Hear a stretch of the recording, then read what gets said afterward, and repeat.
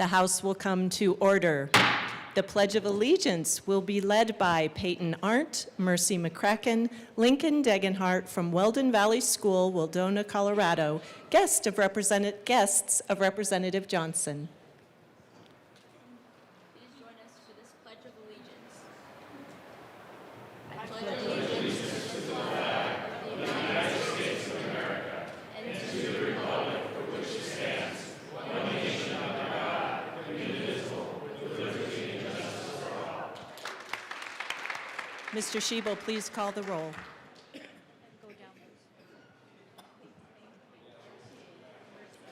Representatives Bacon.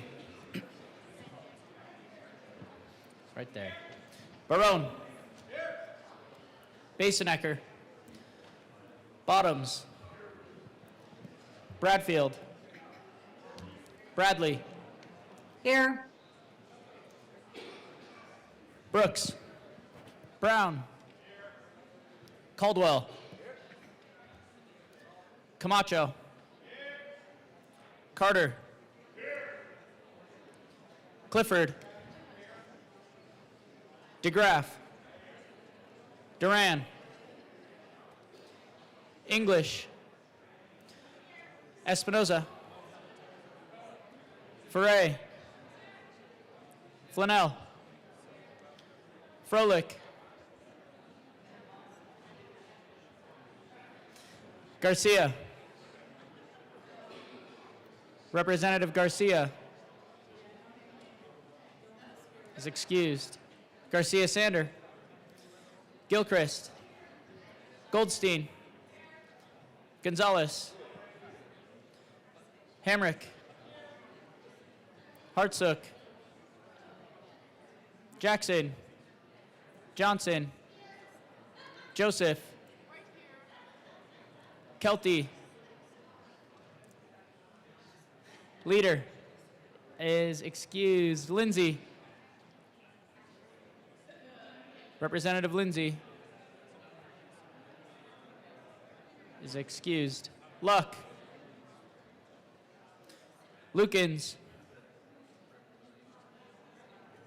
Representative Lukens. Mabry. Marshall. Martinez. Morrow. McCormick. Wynn. Pascal. Phillips. Richardson. Ricks.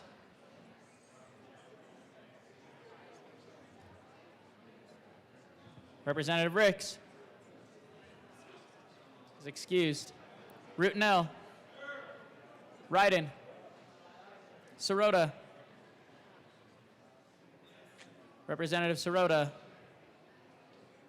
is excused. Slaw.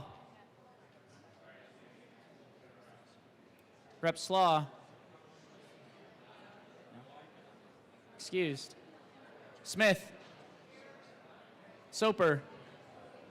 Rep Soper is excused. Stewart K. Stewart R. Story. Representative Story. Sukla. Taggart. Titone. Rep Valdez is excused. Velasco. Weinberg. Wilford. Winter. Woodrow. Woog.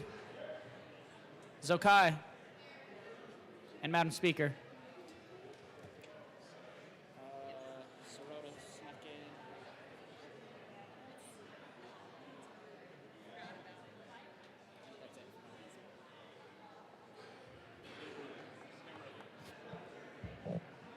With 58 present, 7 excused, we do have a quorum. Representative Stewart.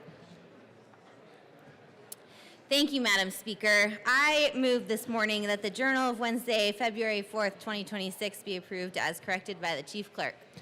Members, you've heard the motion that the journal be approved as corrected by the Chief Clerk. All those in favor say aye. All those opposed, no.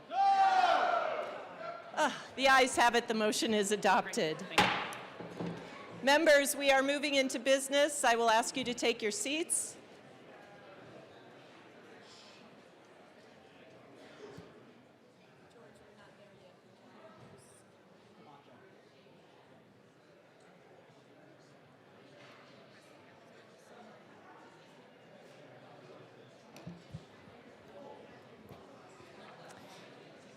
Members, please take your seats. We have business to tend to this morning.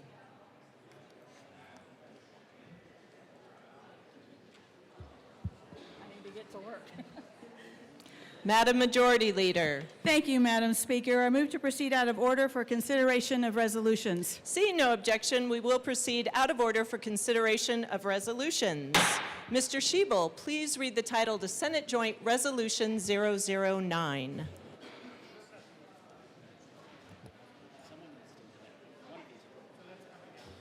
Senate Joint Resolution 9 by Senators Danielson and Catlin, also Representatives Johnson and Espinoza, concerning the recognition of Missing Persons Day.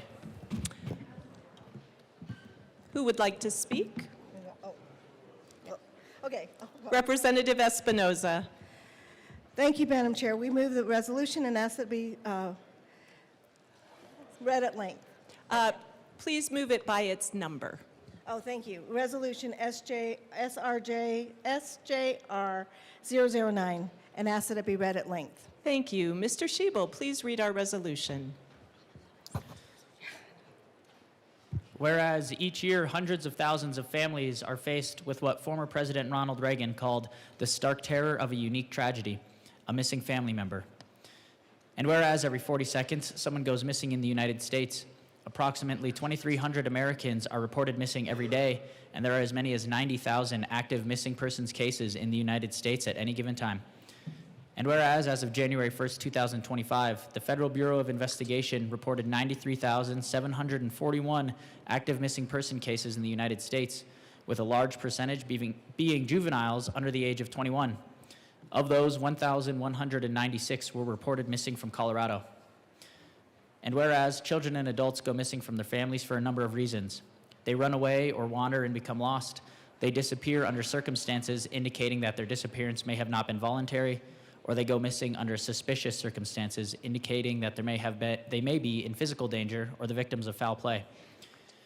And whereas in 2002, the then Colorado Governor Bill Owens signed House Bill 1083, establishing the AMBER, America's Missing Broadcast Emergency Response Alert Program in Colorado. Named after 9-year-old Amber Hangerman, who was abducted and killed in Texas in 1996, the program ensures that local law enforcement agencies can use Colorado's emergency alert system to broadcast information to alert citizens of missing children. And whereas since 1996, Amber Alerts have successfully recovered 1,221 children. And whereas, for all the important work done to recover missing children, the National Center for Missing and Exploited Children reported that more than 32,000 missing child reports were made in 2025, and the organization lists 42 missing Colorado children who are from every area of the state. Though all 42 disappeared from their families when they were children, some have been missing for decades. And whereas, while too many families grieve and hope for their missing children, others are in search of their missing family members of all ages. And whereas the awareness of citizens, media, and law enforcement, as well as their support, their efforts, and their search for missing persons must continue. And whereas the public plays a critical role in the success of the AMBER and all other alert programs, as they become the eyes and ears of law enforcement and can be on the lookout for the missing person. And whereas the common misconception that a person must be absent for at least 24 hours before being legally classified as missing is dangerous, when there is evidence of violence or of an unusual absence, it is critical that an investigation begin promptly. And whereas new advances in technology must be used and made available to locate the missing. And whereas the state of Colorado is committed to the safety and well-being of its citizens, both children and adults.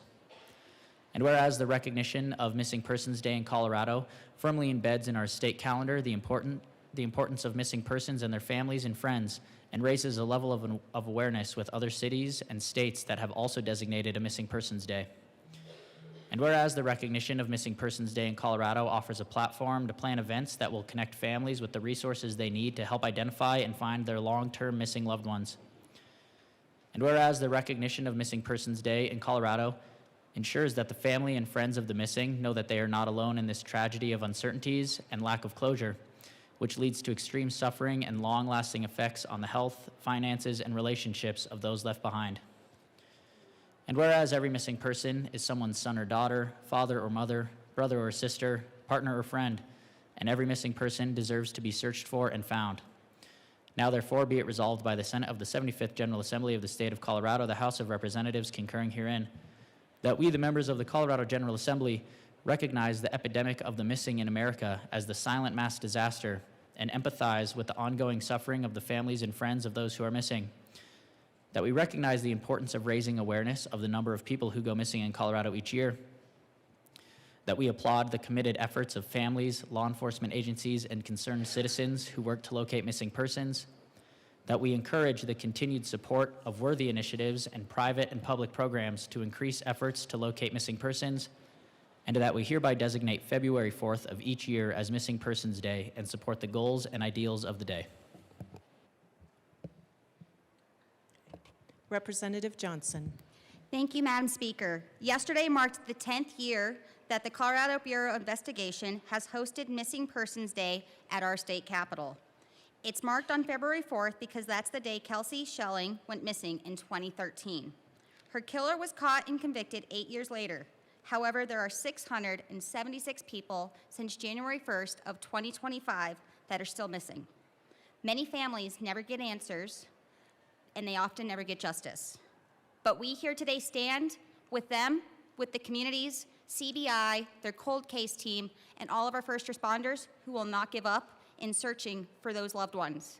For those who remain missing, let us remember Kelsey's mom, Laura Saxton, who had a universal message to share: be kind. Be kind to the families, be kind in remembrance, and let us never forget the 676 people who have been missing a year and all the others who continue to be missing. Representative Espinoza. Thank you, Madam Speaker. I also rise in support of recognition of the missing indigenous persons who are also recognized and are part of our state's efforts to speak to those people who are missing and who often are forgotten. So our state has made a commitment to looking for these individuals. Yesterday, I was fortunate to meet several of the families who were here in the Capitol to talk about their loved ones, people whose children have been missing for a year, 3 years, 7 years, 17 years. They have never given up. They continue to look for their children, for their loved ones, for their answers as to what happened. I think if we all look in our hearts and think of our extended relationships, we may know someone who has a missing person in their lives. Let us today celebrate the thoughts of those parents, those people who are missing a loved one, and ensure that this recognition becomes one that is unnecessary because we find all those who are missing. Seeing no further discussion, the motion before us is the adoption of Senate Joint Resolution 009. Mr. Schiebel, please open the machine and members proceed to vote. Representative Bradley, how do you vote? Yes. Representative Bradley votes yes.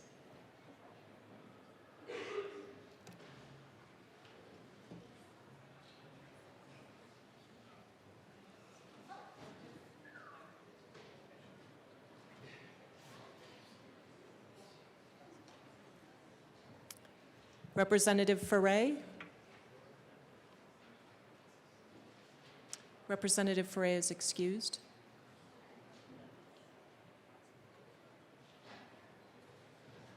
Please close the machine. With 58 ayes, 0 no, and 7 excused, the resolution is adopted. Co-sponsors.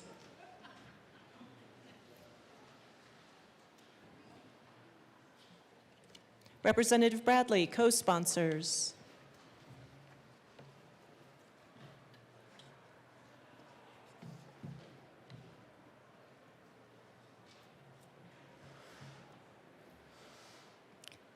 Please.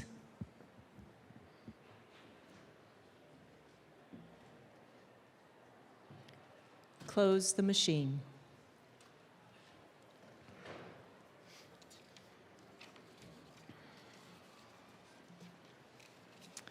Madam Majority Leader. Madam Speaker, I move that the following bills be made special orders on February 5th, 2026 at 9:26 a.m. House Bill 1041, House Bill 1038, and House Bill 1001. Seeing no objection, the bills listed by the Majority Leader will be made special orders today, February 5th, 2026 at 9:26 a.m. Representative Camacho.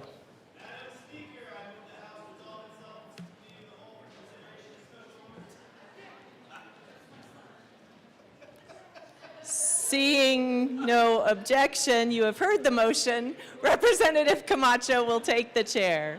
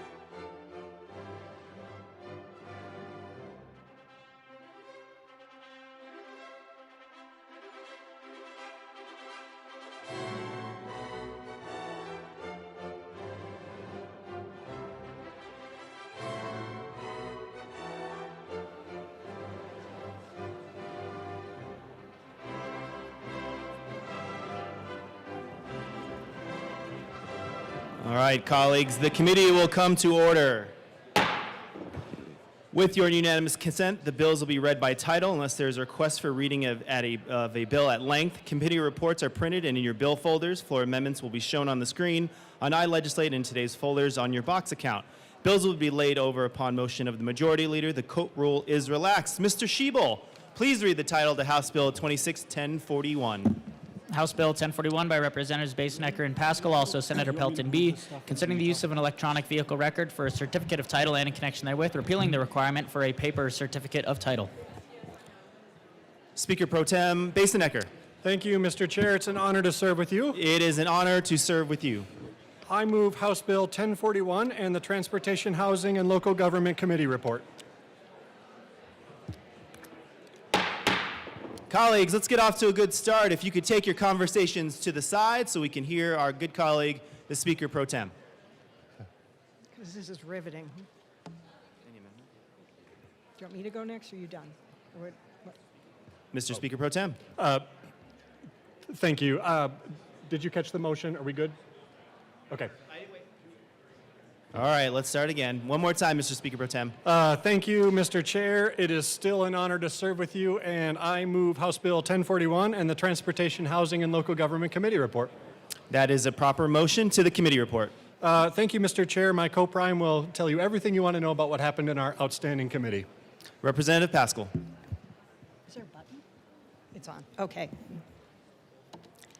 Thank you, Mr. Chair, and it's an absolute joy and wonder to serve with you.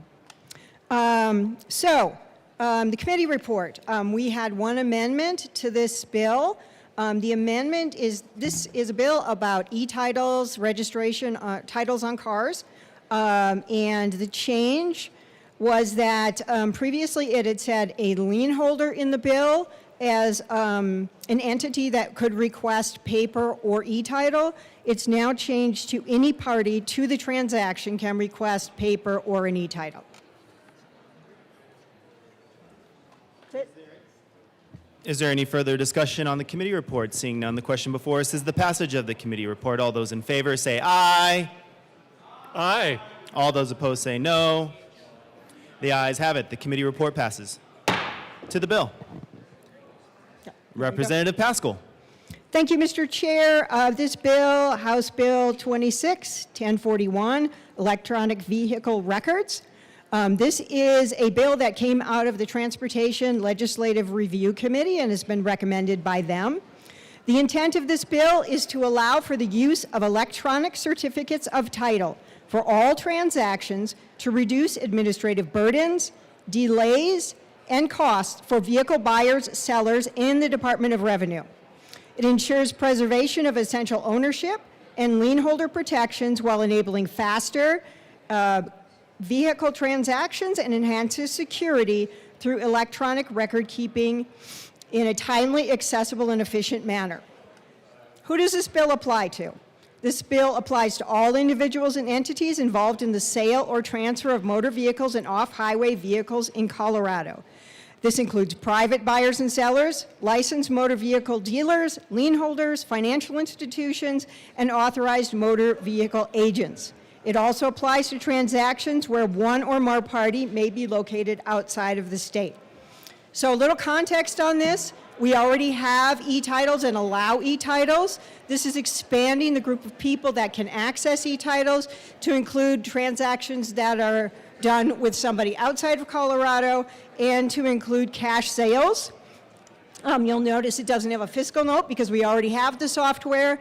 And while it allows e-titles, it does not require them. So we still have paper as the default. It doesn't change the interface with the everyday person coming to the DMV.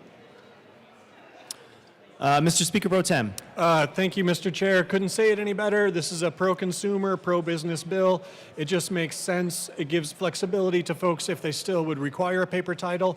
But at the end of the day, it makes these transactions smoother, easier, and more secure. And so we'd ask for a yes vote. Representative Brooks. Thank you, Chair. I wanted to take this opportunity to come up and support, because I won't be later today, but on this bill particularly, I wanted to make sure to support the prime bill sponsor here. I heard this in committee. I have the honor of sitting on the Transportation House and Local Government Committee this year. I heard it. It passed out of committee unanimously. You know, look, I'm going to look to see if there's anything that I can maybe peck at. I didn't necessarily see anything here optional. Still can get a paper piece on it. So I have nothing but support here. Just wanted to make sure that my caucus kind of understood where I was coming from and where we're at as a committee as well. Thank you. Is there any further discussion on House Bill 1041? Seeing none, the question before us is the passage of House Bill 1041. All those in favor say aye. All those opposed say no. The ayes have it. House Bill 26-1041 passes. Mr. Schiebel, please read the title of House Bill 26-1038. House Bill 1038 by Representative Pascal, also Senator Snyder, concerning County Commissioner redistricting. Representative Pascal. I move House Bill 1038 and the State Civics, Military and Veterans Affairs Committee report. That is a proper motion to the committee report. We had a pretty robust discussion with the counties that are affected by this bill. We ran 7 amendments, much of which came from the counties. The first amendment came out of discussions with Arapahoe County, who I want to thank for their very robust discussion about this bill and for some extremely good suggestions to make the bill better. Amendment 1 expands the rights and the abilities of the Board of County Commissioners. They do appoint the Independent Redistricting Committee, which is in the bill, but this also allows them to remove anybody on the committee who is disruptive or unproductive and reappoint somebody else. It also allows the committee the right to reject any maps that are brought forth by the Independent Redistricting Committee that fail to meet statutory requirements. Amendment 2 was requested by the Secretary of State's office. It removes reference to a procedure that is no longer used by the department, which were administrative law judge hearings. Amendment 3 was requested by El Paso County. So the bill does contain some specifics about how to create a competitive formula. We call it a composite formula for competitiveness that is required by this bill. It does not stop counties from adding however many additional formulas or measures that they want for competitiveness, but it does require this one. And El Paso County had requested that we be very clear that it does not raise the priority of competitiveness in the redistricting process, which is true. It's still the lowest priority. First priority is to apportion the districts with as close to equal population as possible and to follow the 1965 Voting Rights Act. Second priority is to keep communities of interest together, municipalities together, political districts together. And then the third priority is competitiveness. The prioritization is not changed by this bill. The Fourth Amendment was requested by the League of Women Voters. This changes the legislative declaration wording.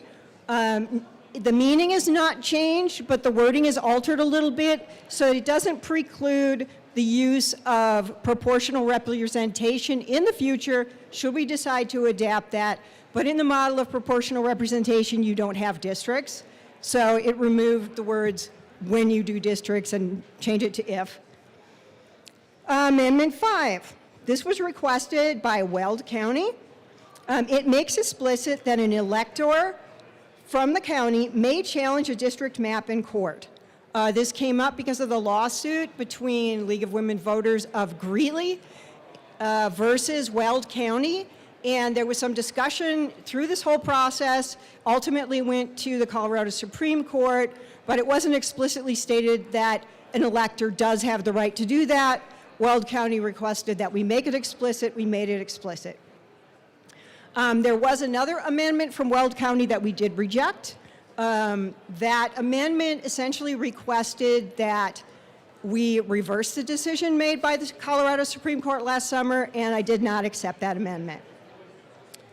Amendment 6 came out of more discussions with Arapahoe County. I had gotten the composite competitiveness formula wrong. I had said vote share in there, and it was really supposed to be margin of victory. So they pointed that out, and we fixed it, and also made it very clear that while this measure is requested, there is no prohibition on using as many additional measures of competitiveness that the county desires or that the Independent Redistricting Committee desires. And then last and probably least, Amendment 7. In the legislative declaration, there was a self-reference to the bill, and we still had a blank on the bill number. It didn't get filled in when we got a bill number. This fills in the bill number. So that is all the amendments in the committee report. Is there any further discussion? Seeing my good friend Representative Luck. Thank you, Mr. Chair. It is good to be back in this chamber with you. It is good to be back in the chamber with you. I am going to apologize to the bill sponsor. I thought this was later on in this morning's agenda, so I didn't run this amendment by you. I apologize for that. But I do want to move Amendment L01 to the committee report and ask that it be displayed. I don't need that. That is a proper motion.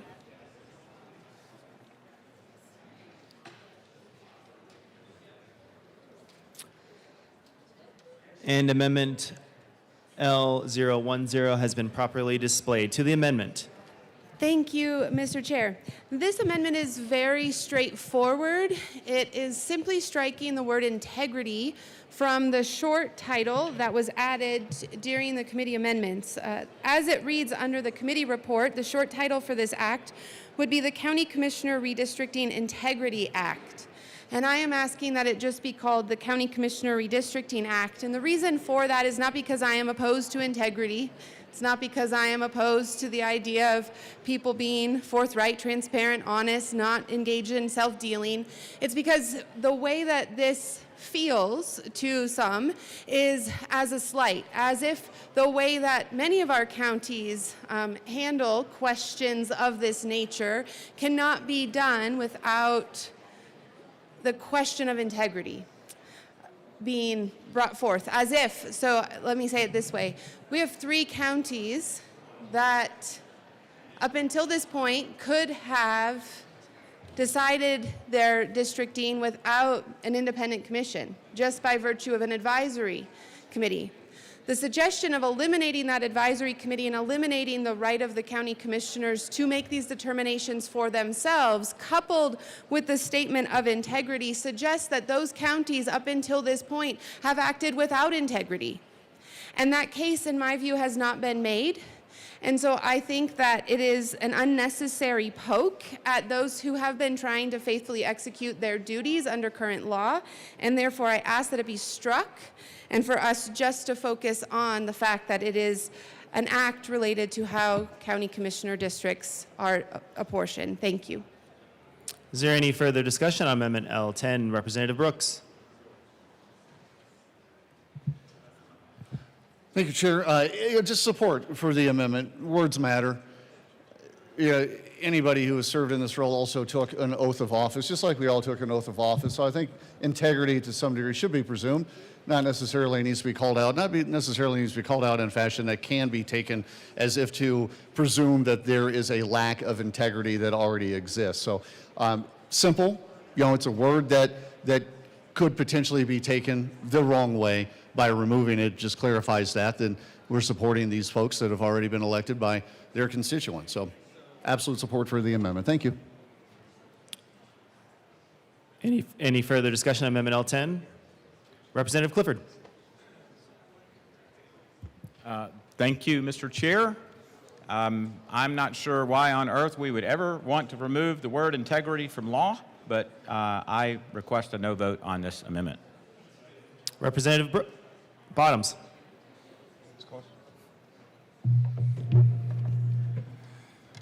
Thank you, Chair. I think part of the reason we'd want to remove that word is because there has been huge integrity through the whole process.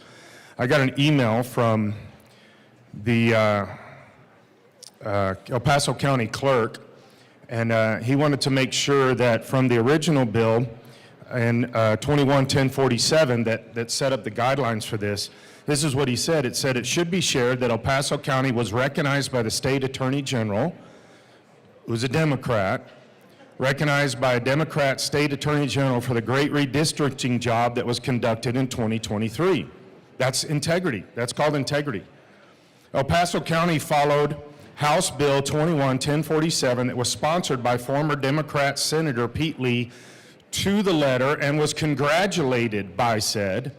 Our process was signed off by both major parties. This is the height of integrity, and it has actually been proven not just by El Paso County, but other counties. And so to push the word integrity in there assumes that there was a lack of integrity ahead of time. That's why the word integrity here is very disingenuous. It's being used to attack. It's not being used to establish. Those are 2 different concepts. And when it's used to attack like that, we need to take it out because Democrats said that El Paso County, which is really the true intent behind this bill, is to tear apart the conservative stronghold that El Paso County is and to try to somehow split that up. But El Paso County was acknowledged by Democrat leadership across the state, including those who originally established the first bill, as being very integrous and very strong throughout this whole process. And so to insert integrity here is really is a slam, it's attack. So that's why we would want to take the word integrity out, because we actually believe in integrity. We want to take the attack out so that can be integrous and continue with that vein that has been acknowledged and verbalized by Democrats across our state, Democrat leadership, specifically Attorney General, more specific. Any further discussion on Amendment L10? Representative Pascal. I just want to address the statement that there has been a slam made on El Paso County. The word integrity in here is because I think it's important that we have integrity in our process. But I'm from El Paso County. I have worked in multiple elections as an election judge in El Paso County. I know all the folks in the elections department. I've worked with the current county clerk. I've worked with the past county clerk. I have nothing but respect for the elections department. I have never said a negative word about them. They do a great job. Is there any further discussion on Amendment L10? Seeing none, the question before us is the passage of Amendment L10. All those in favor say aye. Aye. All those opposed say no. No. The noes have it. Amendment L10 fails. Representative Richardson. Thank you, Mr. Chair. Wow, there's some tall people here today. I move Amendment L009 to 1038 and ask that it be properly displayed. That is a proper motion. Oh, you're right. You can.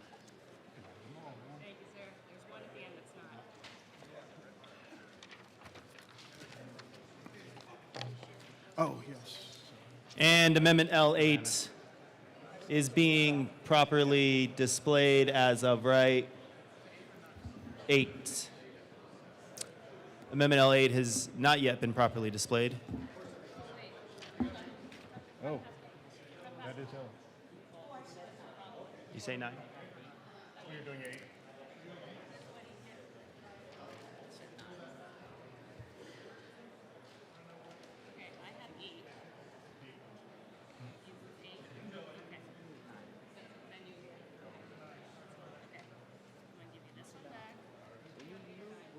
Eight.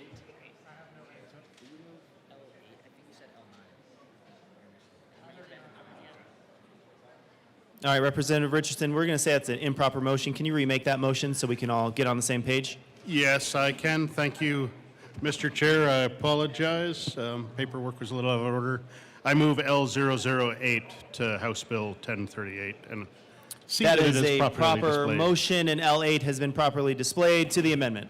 Thank you, Mr. Chair, colleagues. I know there was a lot of discussion in committee, a lot of consideration of amendments, but the voices that really weren't there in committee and couldn't be there were many of our smaller, more distant counties where integrity does exist, but the processes are also much simpler because the populations are much smaller. And this has been recognized in other statute where counties above a population of 70,000 have the ability to vote to increase their number of commissioners to 5 if they so choose, and how to organize whether they are per district or at large for those additional 2. So we have a long history of this state of recognizing that counties over 70,000 in population have a slightly different flavor than our smaller counties. So this amendment would simply carve out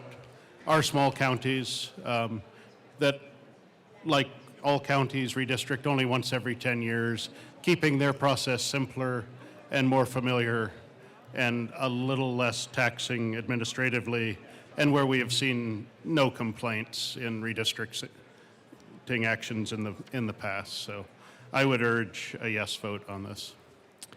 Is there any further discussion on Amendment L8? Any further discussion on Amendment L8? Seeing none, Representative Pascal.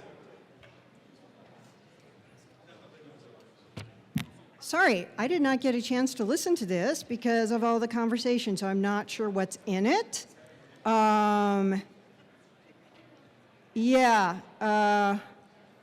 Just to be clear, I'm not sure, just to be crystal clear about this, counties, the only counties this applies to, it's weird that we do the amendments before the bill, but the only counties this applies to are counties that have opted in to having districts where the electors of that district vote for the county commissioner and nobody else. If you have a county where you only have at large, this does not apply to you. if you have a county that's less than 70,000 population, you aren't even eligible to opt into that structure. So the only counties this applies to currently, based on their structure, is Weld County, Arapahoe County, and El Paso County. So was this a amendment about that? Representative Richardson. Arapahoe is a Democratic county. Hold on. No talking with, please. Representative Richardson. Thank you. I understand the reasoning there, and I did miss that, but I would say I still stand behind this amendment. Statute can change. Statute often changes.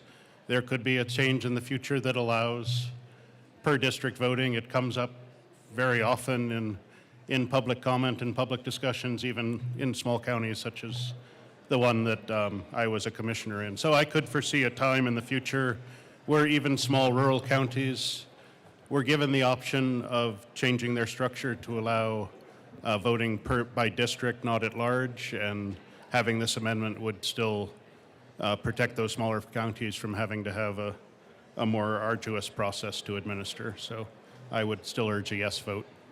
Representative Luck. Thank you, Mr. Chair. I do want to point the bill sponsors to section 30-10-306.1, which is referenced in this particular bill. It states that the Board of County Commissioners in each of the following counties must designate a county commissioner district redistricting commission and are encouraged to convene an independent county commissioner district redistricting commission in order to adopt a plan to divide the relevant county into as many districts as there are county commissioners elected by voters of their district. And then it lists out some subsections. Subsection A says counties that have any number of their county commissioners not elected by the voters of the whole county. B, counties that have any number of their county commissioners not elected by the voters of the whole county that change the number of county commissioners in the county. And C, counties that have all of their county commissioners elected by the voters of the whole county that then elect to have any number of their county commissioners not elected by the voters of the whole county. Sometimes in law, while something may not be directly on point, there are, because of various statutes and when you lay them out, some gray area. And so what this amendment does is it clarifies that for some of these counties that are smaller, that there is no requirement that they can create an independent commission under other sections of law. So all it does is allow for the clarity at law so that there is no confusion where some of those gray spaces exist. I ask for an aye vote. Is there any further discussion on Amendment L8? Representative Clifford. Thank you, Mr. Chair. I urge a no vote on this amendment. Any further discussion on Amendment L8? Seeing none, the question before us is the passage of Amendment L8. All those in favor say aye. All those opposed say no. No. The noes have it. Amendment L8 fails. Representative Luck. Thank you, Mr. Chair. Back to the committee report. I have another amendment that I would like for this body to consider. Therefore, I move L009 to the committee report and ask that it be displayed. That is a proper motion.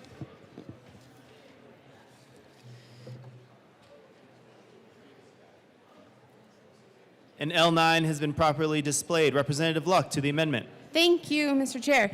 This is central to the court case that I believe brought this bill to us today. It was a court case between the League of Women Voters in Greeley and the county commissioners of Weld County.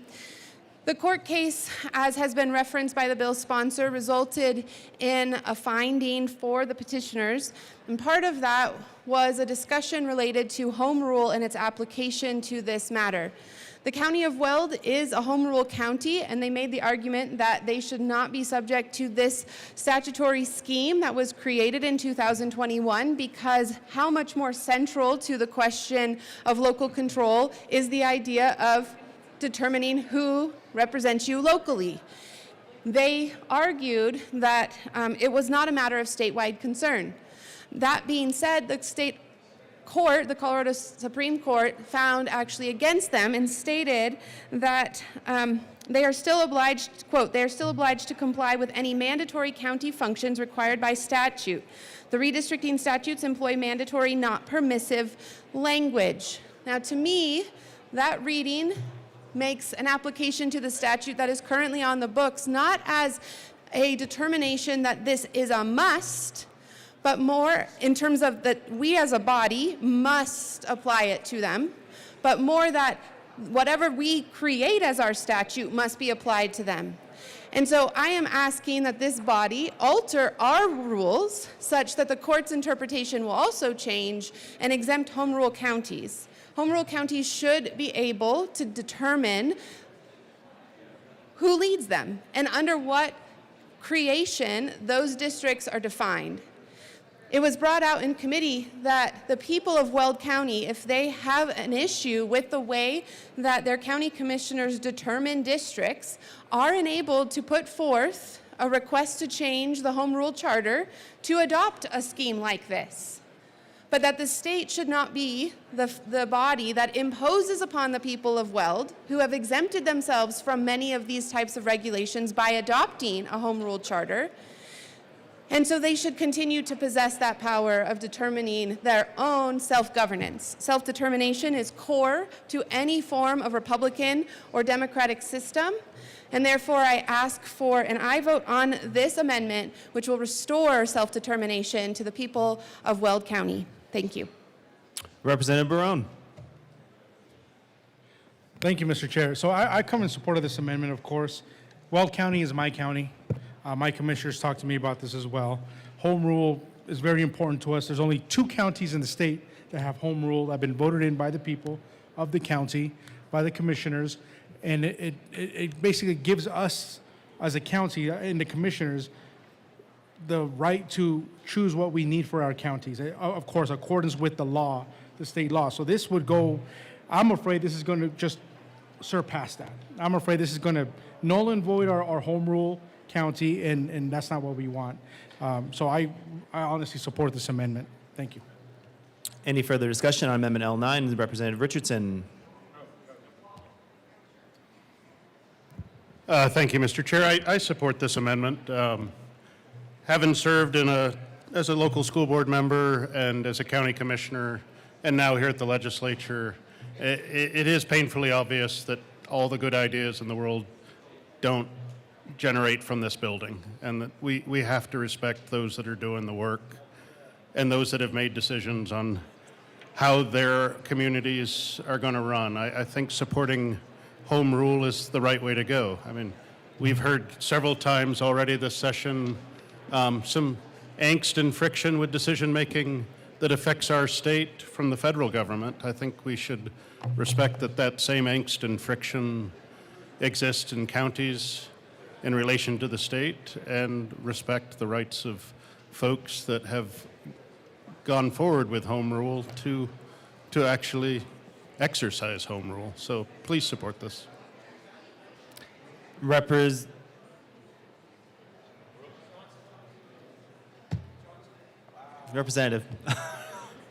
Johnson. Representative Johnson. Sorry about that. We're all getting restarted again. Representative Johnson, my apologies. Please proceed. Thank you, Mr. Chair. I stand in support of this amendment. We do have 2 home rule counties as of today. One of those counties being Weld County that I proudly represent. We also have other counties that are looking at the idea of home rule. Morgan County right now is in consideration to see if they want to do home rule. And why are these counties moving to do this? Is because they're tired of the overreaching government body that this state, this government here in this building is trying to do. So if they're making such a strong move to say they want local control, why are we not listening? I get this is not affecting all 64 counties. This is affecting 2 right now with the possibility of 3, depending on what after March and Morgan County decides to do and what future counties decide to do. But if they are making this strong stance saying they want local control and home rule, we should be listening, because one size fits all is not working. It makes sure we're not looking at the western slope, the San Luis Valley, the northern Colorados, the eastern plains, the southern Colorados. It is looking at Denver right now, and we have more of a voice than just Denver body. I urge a yes vote to allow our counties do what they are deciding by the people who elected them at the county level. Strongly urge a yes vote so we can let counties act as counties and not the state take away that ability. Representative Bottoms, thank you for the assist. Thank you, Chair. Chair, it doesn't matter. So this really is the home rule concept is not Democrat or Republican. This is bipartisan. This is across the board. Home rule, if a county says we want to be ruled by ourselves and they vote that in, that is the vote of the people. And part of our responsibility in this room is to uphold the vote of the people. And so I don't understand why I don't understand why the other side would vote against this. This affects both sides. If a Democrat county wants to be home ruled, they're allowed to. If a Republican county wants to be home ruled, they're allowed to. Why would we override that? And really, even when you're voting on this, when a county is voting to home rule, they're not saying, as Republicans, we would like home rule. What they're saying is, as a county, we would like home rule. So it's not actually a Republican or a Democrat thing. So let the people vote what they desire for their local groups, local municipalities, local counties. Let them vote what they want. And this amendment just puts that in place and says, we acknowledge that. We acknowledge local home rule mentality. We've been doing that for a long time in the state of Colorado. Why would we attack that? Why would we attack the vote of the people, override the vote of the people? I mean, I kind of have an idea why. But why would we do this? This is directly in the face of an affront to the people, and I think in a very egregious way. And so we've got to vote this amendment in. This is for everybody, all parties included. This is for everybody. So I do urge an aye vote for democracy, republic, constitution, rule of law, home rule, standing for the people, America the beautiful. This is definitely something we should vote in. Representative Gonzalez. Thank you, Mr. Chair. I just wanted to come up here just for the record because my county was brought up here, my wonderful Weld County. I do speak in favor of this amendment just because I also do believe in local control and home rule charter. So, what about now? Okay. I support this amendment because I think we should carve out local control and home rule counties. So as what was mentioned earlier, there are 2 counties that are home rule, my county being one of the 2. And I think we have more jurisdiction and we should be giving more autonomy to local control for counties who wish to redistrict. And so for those reasons, I encourage an aye vote on this amendment. Representative DeGraff. Thank you, Mr. Chair. Just want to support this amendment. This shouldn't even be a question. What we have is the state continually inserting itself in this process. When we look at the El Paso County process, the process is obviously doable. We have El Paso County basically setting up a best practices that could be emulated by the other counties. But the other counties, especially those self-rule counties, and I think all counties should be self-rule, because anything that would take you out from a county, out from any level of the tyranny of this assembly would be a good thing. So I'm in favor of home rule. And this just further emphasizes those counties that are smart enough to go into home rule and try to separate themselves at least a little bit from this General Assembly should be honored. We don't need this law. We don't need the gerrymandering that is basically going to be imposed by this law. And so I think we need to, we need to honor the home rule requests, the home rule spirit, and get the state out of the habit of thinking that the individuals in this room know better than the counties that they are supposed to be supporting and not dictating to. There is too much dictating that is being done out of this room and not enough supporting. So this room needs to get back into the mode of supporting the county governments, of supporting the rights and supporting the supporting the securing of the rights of the citizens, not dictating some totalitopia that you think is the way to go.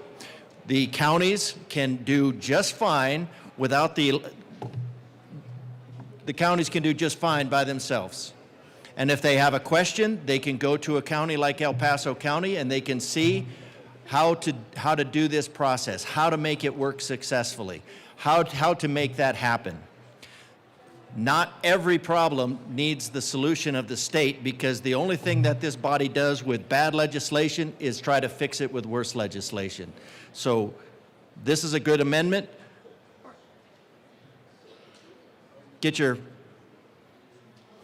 Well, I'll use a quote from that was used yesterday, but getting the foot off the neck of our counties.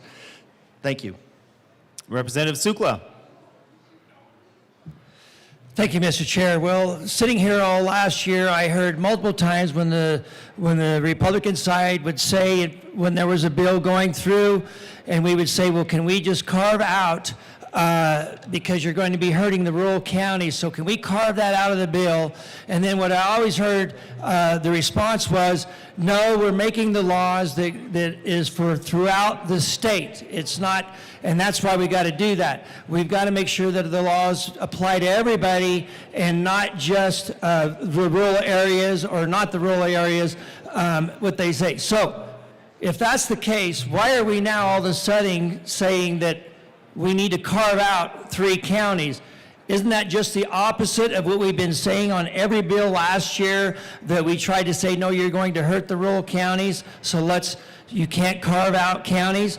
Well, I'm going to say you need to preach what you speak. And if we're going to say that you can't carve out rural counties on bills going future, then we sure in the heck shouldn't be carving out bills now just because it satisfies your needs for I don't know why you're even doing this. We do not need this bill. We're doing just fine. And I urge a yes vote on the amendment and a no on the vote. AML Winter. Thank you, Mr. Chair. Appreciate it. I think my colleagues have done a good job of summarizing up, I think, the feelings of a lot of the people on our side. At the end of the day, I hear this constantly in my district. My people just want to be left alone. They want the state to stay out of their business. They want to be able to control their own lives. They elect their local officials. The saying is all politics is local. And it doesn't get more local than your county commissioners. And if people choose to have this form of government, they should be left alone. So our plea once again is please leave our counties alone. We'll handle ourselves when it comes to the way we want to govern ourselves. I think this is a great amendment. I think this strikes a good balance. And I think it actually tries to bridge that divide of, we understand what you have to do where you have to do, but some of us want to do what we have to do. Is there any further discussion on Amendment L09? Representative Clifford. Oh, beautiful, for gracious skies, for amber waves of grain, please vote no on this amendment. Representative DeGraff. That to secure these rights, governments are instituted among men, deriving their just power from the consent of the governed. That's your job, securing the rights of the citizens. The citizens are the sovereign point of the state. That is the highest level of government. Then you have those agencies of government that are closest to the citizens, that are going to be your county and municipalities. And then you have those supported. We have a system of governance that is a support system. It should be a support system. And that's why we have terms like civil servant. Every single layer. That's why we have terms like public service. That's why the gallery is above the General Assembly and the General Assembly is above the governor, because the General Assembly is where the gallery is where the power comes from for the government. So this law is one of the yet another inversion of that very intentional way of governance. It is taking the state and it is putting it above the municipalities and above the individuals. It is putting it above the gallery. It is inverting this building. You are here by oath for the purpose of securing the rights of citizens. You all swore an oath to that. Whether you meant it or not, you took an oath to secure the rights of the citizens. And that power is supported by the counties, by the municipalities. Everything where the citizen is highest. This building is really the lowest. The governor, the absolute lowest point in the governance. This bill inverts that relationship. It is putting the General Assembly, the will, the inexperience, the partisanship of the General Assembly, and it is putting it above the municipalities, which are there to serve and protect the citizens. So, for the sake of your oath, to secure these rights, governments are instituted among men, deriving their just power from the consent of the governed, that you would look at this and you would say, oh, the consent of the governed. The consent of the governed in this case is getting closer to the counties, is getting closer to the individuals. And when you take that and you put that from this General Assembly and you impose your will on the counties and the municipalities, you are actually violating that trust. You're violating that oath. We need to put the gallery back in charge. We need to put the gallery back in charge and remember that we are representing those people in the gallery. We are not here to dictate to those people in the gallery. There is too much dictating done from this room. Dictators dictate. That's what is happening from this room. We need to get in line with the oath. We need to get in line with the oath of office. We need to get in line with the means of governance because it has worked for 250 years. We don't need more inexperience and lack of ability being imposed from this room onto our municipalities and onto our citizens. This is ignorance, and it's only surpassed by the arrogance. Representative Pascal. This is essentially the amendment that was brought forth by Weld County that I rejected because it contradicts the bill, part of the bill's intent, and it contradicts the decision made by the Colorado Supreme Court last summer. Also want to point out that the good representative from Cortez didn't quite get the bill contents right. HB 21-1047 is the bill that established which counties were subject to this redistricting process. This bill does not alter who it's subject to. It does not alter anything about that. And I request a no vote on this amendment. Is there any further discussion on Amendment L9? Seeing none, the question before us is the passage of Amendment L009. All those in favor say aye. All those opposed say no. No. The noes have it. Amendment L009 fails. To the committee report. Representative Pascal.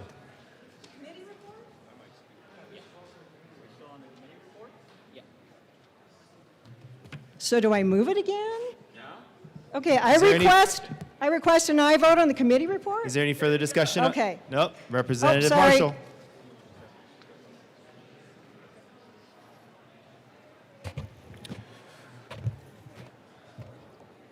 Thank you, Mr. Chair. It's an honor to serve with you. It is an honor to serve with you. When we're speaking of this redistricting committee bill, it's a small, tiny piece of the overall problem of people finding proper representation. We only have to gerrymander when we elect in districts. And the reason we have districts is to get away from at-large voting, which has historically been used for one thing, to suppress political minorities. Does not matter who the political minority is. When the United States first started, half the states elected their congressional delegations at large. Congress came down and said, no, you got to stop that. 1842, and said, you will elect by districts, which is why we have the districts today. But that still wasn't good enough, because they would gerrymander, as we all know. That's why the Supreme Court eventually, under the Civil Rights Act, ordered states that you will draft majority-minority districts because you are locking out the minorities in your state from having any voice in government. And unfortunately, after the Civil War, they were used at the local level. All the boards of education, all the city councils, all the county commissioners were elected at large for one purpose: to lock out racial political minorities. So districts are meant to try and overcome that. So this is a good bill. This piece they originally wanted to put into the anti-gerrymandering statute, but they couldn't get it. But right now we have counties that are in litigation, wasting tons of taxpayer monies in litigation when they could just do the right thing to begin with and avoid spending the taxpayers' money defending the indefensible. So with one of my colleagues, I was planning on bringing an amendment that would say this applies to every county over 70,000 in the state, which is a constitutional requirement. That is why we can't go below 70,000. We are following the law. And that these redistricting commissions would redistrict after the next census, and there would be no more at-large. It sits under the title. But after discussions with our colleagues, are vehemently opposed to doing anything that might be a poison pill to their bill, we're not going to offer that. But I am making the point that if anyone thinks this is a good bill and needs to go through, but is in support of at-large districts,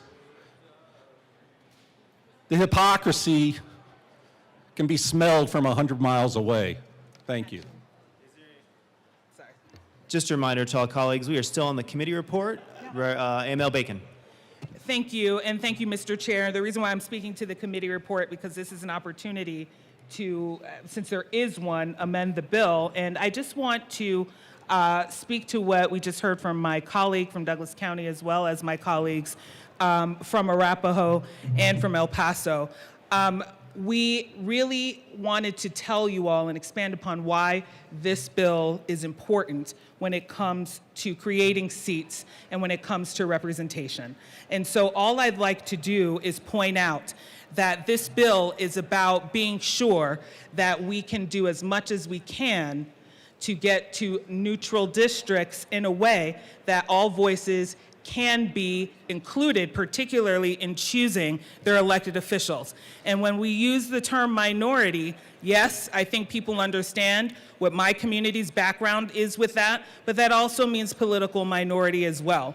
And so if we're going to have a bill that says we should have independent commissions redistrict for the purpose of removing the bias that is gerrymandering, we also wanted to raise the point that there is another tool of districting, which is to not district and create at-large seats that also get to that same negative outcome. And so we raised the question in support of this bill, given its purpose. So I do again want to thank the sponsors for bringing it forward. Thank you for the opportunity to speak as we are in debate. But we want to also point out that any opportunity we have to be independent and thinking about mitigating outcomes, then we can think about that in other ways as well. Thank you, Mr. Chair. Is there any further discussion on the committee report? Seeing none, the question before us is the passage of the committee report. All those in favor say aye. All those opposed say no. The ayes have it. The committee report passes. To the bill, Representative Pascal. Thank you, Mr. Chair. Okay, we're finally at the contents of the bill. All right, so I think we've covered some of the background I was going to cover here, but to be very clear, this applies to counties that have chosen to have their county commissioners elected from the electors in the district, one or more districts in that model. So those are the folks that this applies to. The reason why I think this is important is because the practice of allowing elected officials to draw, let me say, the main thing that's going on in this bill is that currently when HB 21-1047 passed a few years back, it made a bunch of changes to the redistricting process for those specific counties. And what was included in there was transparency, requirement for a website, requirement for hearings, requirement for all conversation about the redistricting to happen in public. And it laid out a few different ways that you could do redistricting, and it did allow for the county commissioners to appoint themselves their redistricting committee. I personally don't think that elected officials should ever draw their own districts. The practicing of allowing elected officials to draw their own district maps is fundamentally contradictory to good governance and good electoral processes. Elected officials have an inherent conflict of interest in drawing their own district, in which they or a desired successor or a desired party may run in the future. That's the fundamental heart of this bill. What does this bill do? County commission district maps, right now, county commissioners are the only elected partisan officials that can draw their own district maps. Other maps are drawn by independent redistricting commission as dictated by Y&Z several years back. Y&Z was extremely popular. It was referred by this body, I think by a unanimous vote. It got 71% of the electorate. This is a very popular concept with electors. They don't want their elected officials to draw their own districts. So what does this bill do? It increases consistency because it brings county commissioners in line with that same methodology. It promotes integrity while still allowing local control. So the county commissioners, they get to appoint the independent redistricting committees. They are able to remove somebody if they're disruptive or they're not engaging. The Board of County Commissioners also has two ways that they can run their independent redistricting committee. They can say, go off, create us a map and bring us back the final map, or they can say, go off and create us a set of 3 or more maps, and the Board of County Commissioners will then vote on which one they want. And they also may reject maps that don't comply with statute. And it also adds, this bill also adds clarity and transparency.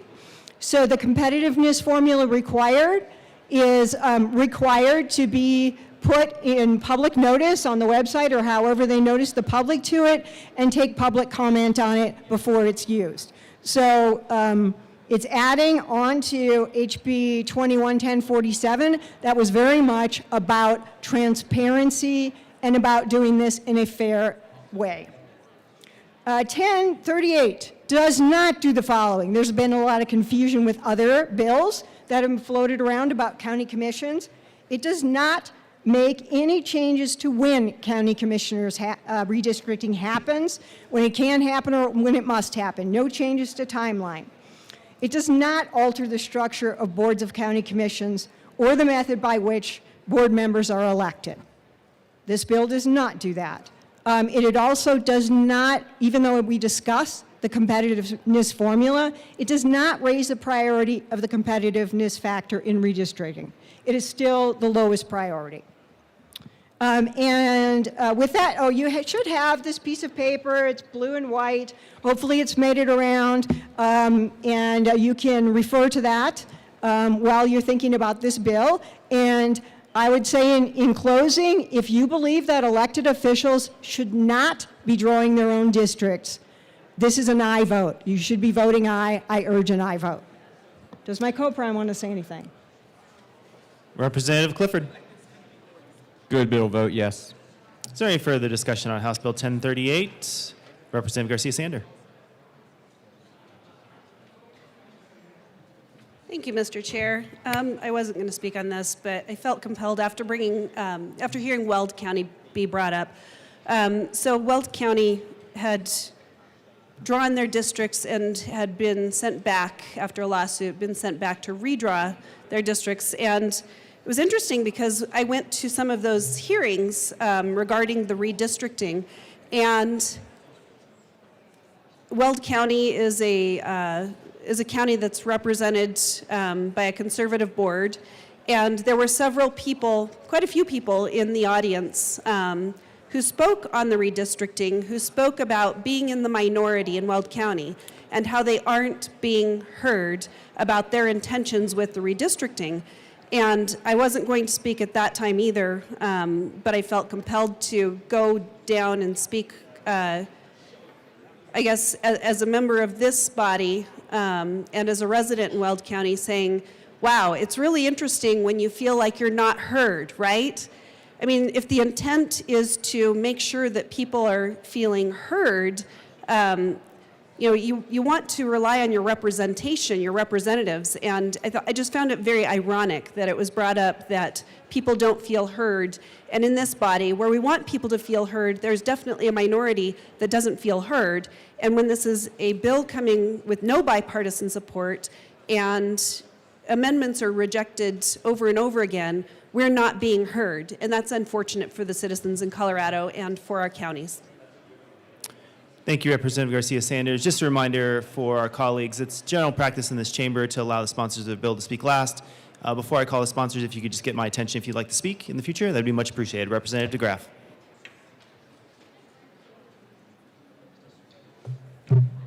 Thank you, Mr. Chair. So I stand by earlier. I think we need to, I don't think we necessarily have a problem, but we obviously have El Paso County that has a best practice that can be emulated at a county level. It doesn't need supervisory role from this room.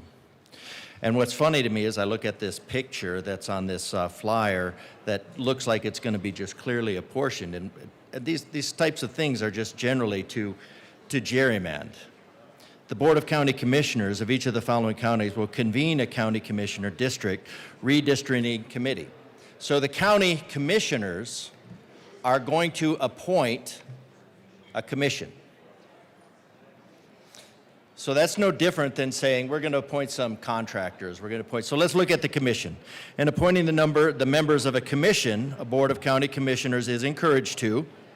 Okay, that was deleted. So now we're not looking at encouraged to, we're looking at the Board of County Commissioners will.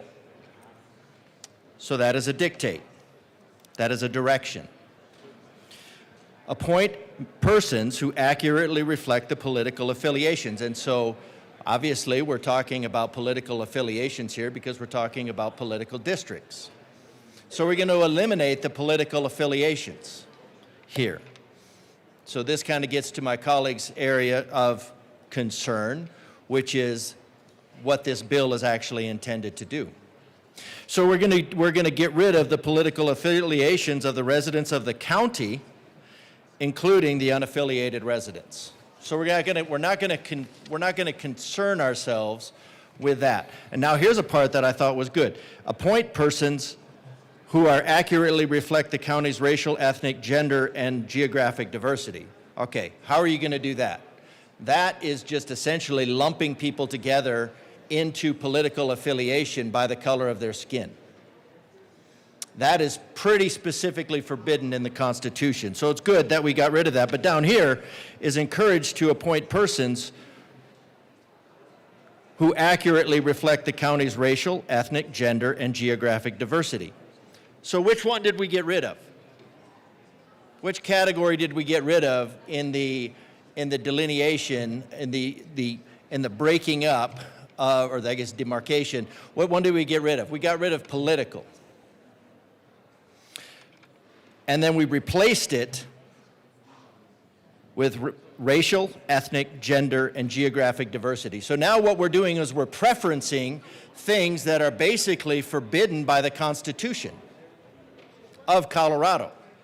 And we're saying we are going to make these determinations on political districts based on preferencing certain individuals based on their demographics, the color of their skin, not the content of their character, the color of their skin, not their political beliefs, the color of their skin. So if we look at if you looked at, say, conservative things at the conservative side, the constitutional side, we would be looking at things like excellence, achievement, discriminators that work that way as far as the free market goes. But no, we are going to use geographic diversity. I'm kind of hoping somebody will define what geographic diversity means, because we're going to racial, ethnic, gender. We are going to divide people by race, ethnicity, by the color of their skin, and we're grouping these all together, shall either direct the commission to approve one final plan to divide the relevant county into as many districts as there are county commissioners elected by voters in their districts, with plan the board commissioners shall adopt as the final plan. So the commissioners are going to assign a commission not to represent the political demarcation of their districts. They're going to do it by preferencing racial, ethnic, and gender. That's what this bill is for. It's to make sure our districts are divided by race, are divided by phenotype, since race is just a construct, as we talked about yesterday, and gender. This is a DEI bill. This is absolutely a DEI bill. You have specified the points of assigning a commission by DEI.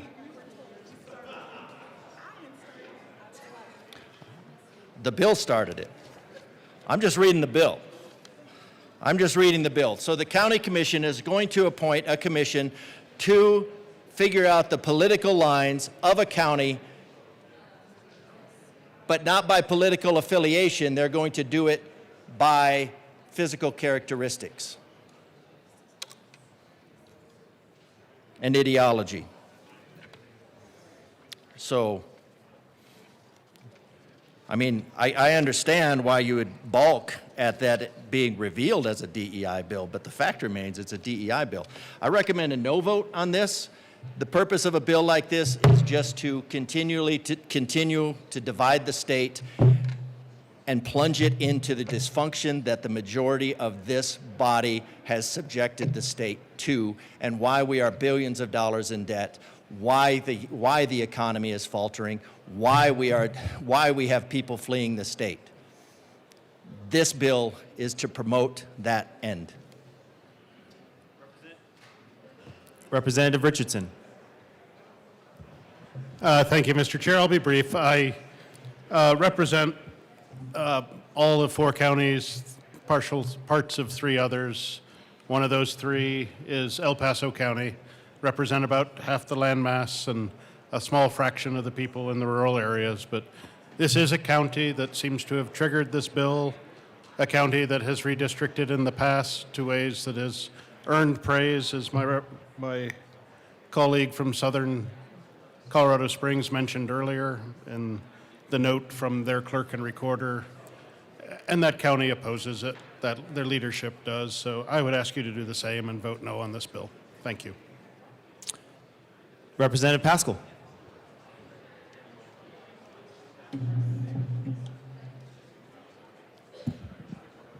Thank you, Mr. Chair. I am going to really highly encourage everybody to read the bill and to look at the fact sheet, because I'm going to say the good representative from El Paso County got a lot of things wrong and was talking about what's not in this bill. What's in the statute that exists, no you don't, but it's not this bill.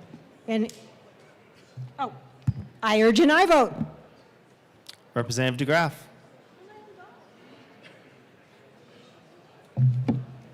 Okay. So there was a discussion about that. I started it with something about bringing in race, but I would like to read from the bill, and I'm just going to be talking about capital letters here, because what we've eliminated is we've crossed through and we've gotten rid of. This bill gets rid of political affiliations. This bill says it is getting rid of reflecting the county's racial, ethnic, and gender and geographic diversity. Now, I guess geographic diversity, when you're dividing up a county, means you're dividing up the county by where people live, which is, of course, part of. So what geographic diversity means, I don't know. That's one of those catch-all phrases that you get to make up something as you go. Let's see. Maybe it's defined. Federal Voting Act, districts redrawn, partisan. Geographic diversity, that's an old term. Maybe that's in there someplace, what it actually means. So But what I'm reading from is the capital letters, which is the bill. I'm reading from the capital letters. The County Board of Commissioners in each of the following counties must convene, not designate, that's gotten rid of, convene a county commission district commission that are encouraged to convene, and that are encouraged is crossed out. So this is now directing the county commissioners to behave, to comply. I am reading the bill. I would encourage the bill sponsor to read the bill and speak to the bill. Because I am reading the capital letters and I'm reading the crossed out parts. In appointing members to an independent, no longer an independent, a commission, an independent commission. A board of county commissioners is no longer encouraged to. The Board of County Commissioners will comply with this dictate. Gotten rid of, cross through, this bill crosses through, gets rid of the reference to political affiliations. In what would be a hopeful thing, it also got rid of appoint persons who accurately reflect the county's racial, ethnic, gender, and geographic diversity. It got rid of that. Oh, but did it? But because down below in capital letters, which is the bill is capital letters, is encouraged to appoint persons who accurately reflect the county's racial, ethnic, gender. Now, encouraged is at least good.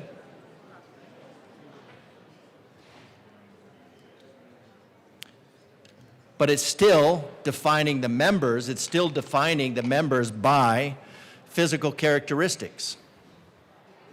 You're defining that. So this is a DEI bill. Shall ensure that the county commissioner is independent committee. Okay. How is it done? Let's say the Polish Utility Commission. That is an independent committee. That's supposedly has 2 Democrats and an independent. Now, the independent on that committee was a former Democrat. That's how you appoint a political committee. That's how you appoint partisan. So, in a sense, this doesn't really change anything because you just have the county commissioners that are going to basically require that a different group come in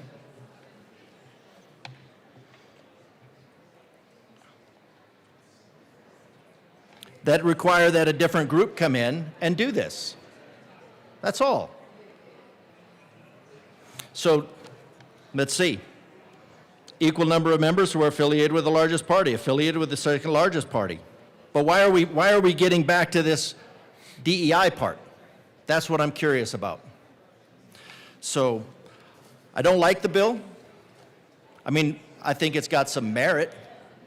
Maybe we need to do that, but maybe we need to get away from focusing on people by their demographics and just represent them as individuals. That's all.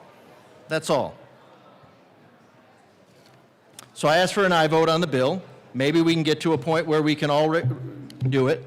I think some of the problem that we have is we have too many bills to actually digest.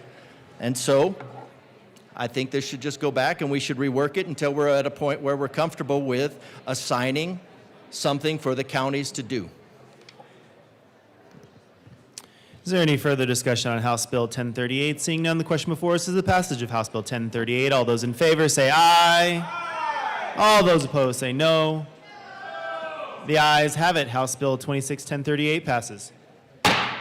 Mr. Schiebel, please read the title to House Bill 26-1001. House Bill 1001 by Representatives Basin, Ecker, and Mabry, also Senators Exum and Gonzalez, concerning the promotion of residential developments on qualifying properties. Representative Mabry. Thank you, Mr. Chair. I move House Bill 1001 and the THLG committee report. That is a proper motion to the committee report. Thank you, Mr. Chair. Members, we put 5 amendments on this bill. In committee, I'm going to walk through what's in the committee report. First, We added a definition of a nonprofit organization to clarify when the bill references nonprofit organizations, it means only nonprofit organizations with 501c3 tax-exempt status. We added boards of cooperative education services to the definition of qualifying public property. The amendment recognizes that these entities are an important part of our public education system that may own land that could be used for housing and adds them to the definition of qualifying public property. We added a legislative declaration to the bill working with disability advocates, adds language addressing needs to find solutions to address the cost of housing, and the amendment explicitly reinforced that federal, state, and local laws that provide accessibility protections such as the Fair Housing Act, the Colorado Anti-Discrimination Act, and the Federal Americans with Disability Act are imperative to increasing accessible housing opportunities. And we removed county assessors requirement and clarified school district administrative practices and institutes of higher education governing use of their land. The amendment striked a section of the bill which would have required separate notification to county assessors specific to qualifying properties. These notifications are already part of local government practices, and this amendment removes potential duplication of efforts. The amendment clarified that the bill did not alter existing practices related to school district construction, purchasing, or remodeling of teacherings, and the amendment clarified that the bill did not abrogate or limit the authority of the IHE to make decisions regarding the sale of their property, nor does the bill create additional building code obligations for IHEs beyond current statute requirements, IHE's Institute of Higher Education. And then last, we had a technical amendment to the definition of administrative approval process. This technical amendment to the existing definition clarified that administrative approval process refers to a development application rather than a development proposal. This is to be consistent with other sections of statute. And with that, we ask for a yes vote on the committee report. Is there any further discussion on the committee report? Seeing none, the question before us is its passage. All those in favor, please say aye. Aye. All those in favor, please say aye. Aye. All those opposed, please say no. No. Committee report passes. To the bill. Representative Mabry. Thank you, Madam Chair. Members, I am very excited to be back working with Andy Basnacker on a housing bill. We hear time and time again about the ongoing housing crisis. This is a crisis of instability. We have a shortage of over 100,000 homes, meaning that we have the second worst housing deficit in the nation.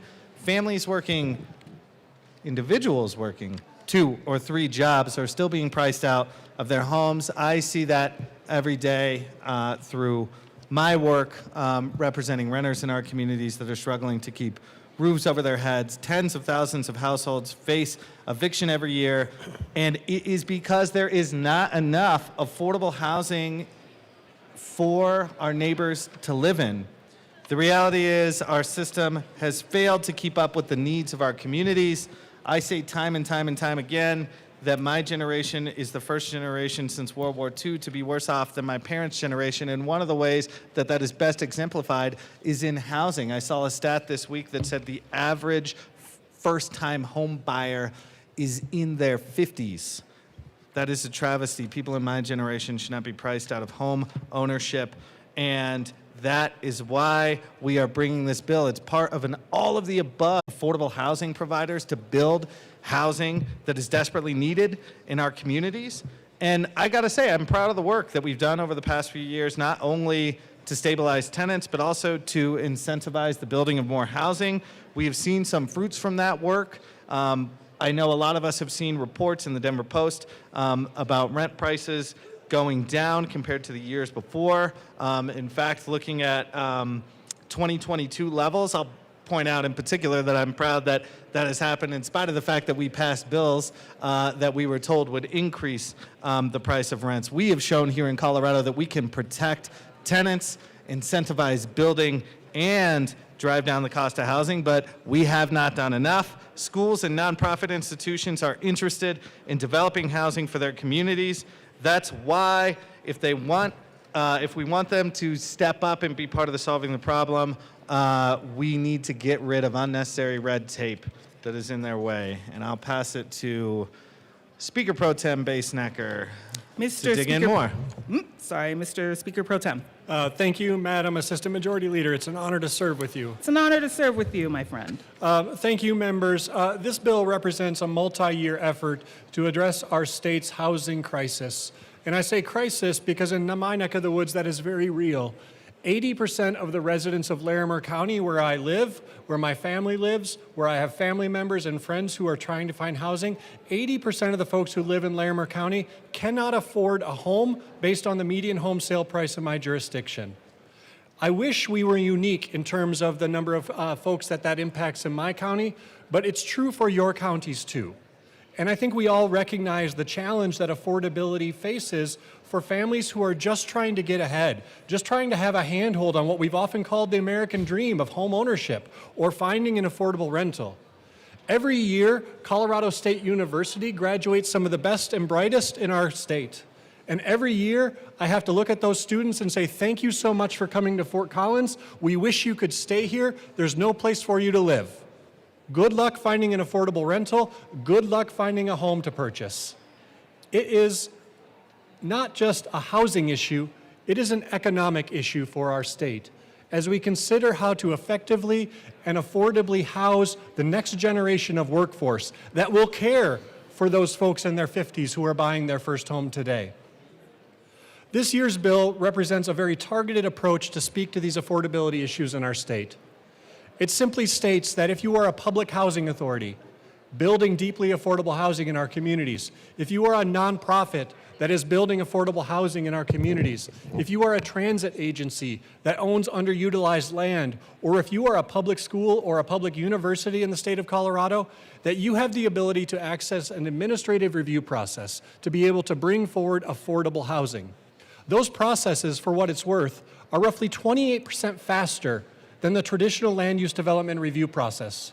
28% means investors are more likely to come to the table to bring a project to fruition. It means that projects are actually going to be brought forward because you have a predictable path to development and completion, as opposed to the uncertainty that plagues so many jurisdictions right now.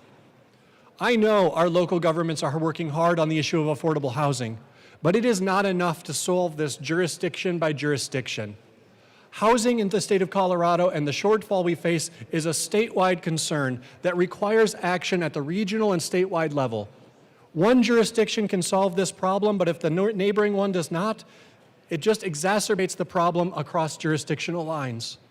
Unfortunately, for too many folks in our state, the promise of affordability has died through a process that is inefficient and loaded with red tape, including in communities in Adams County, where a project is denied at 1 o'clock in the morning, in spite receiving overwhelming support from all of the folks who are coming to the table to say, this affordable housing makes sense here.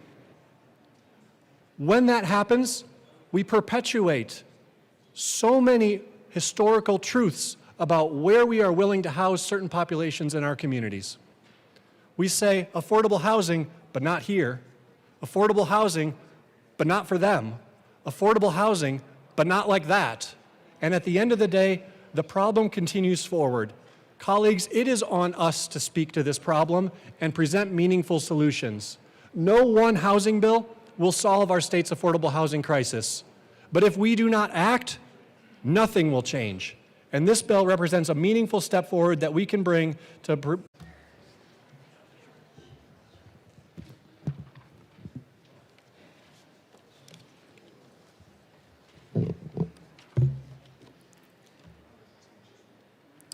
We're just waiting for it to get displayed. Okay, to the amendment. Mr. Speaker Pro Tem. Thank you, Madam Chair. Amendment L6 holds harmless some very valuable programs that certain counties in the state of Colorado utilize in order to incentivize development in some parts of the counties but not others.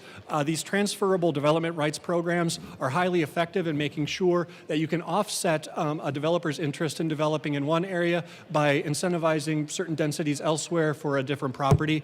These are highly successful on the Eastern Plains and our mountain communities and all across the state.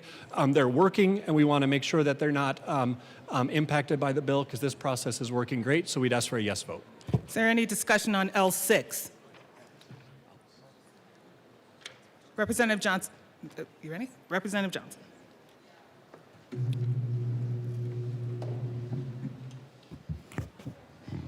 Thank you, Madam Chair. Curious, just because we're just now seeing it, just curious on which Eastern Plain areas you followed as examples or that you're alluding to. Mr. Speaker Pro Tem. Thank you. It's a great question. I can get you that information. Yeah. Representative DeGraff.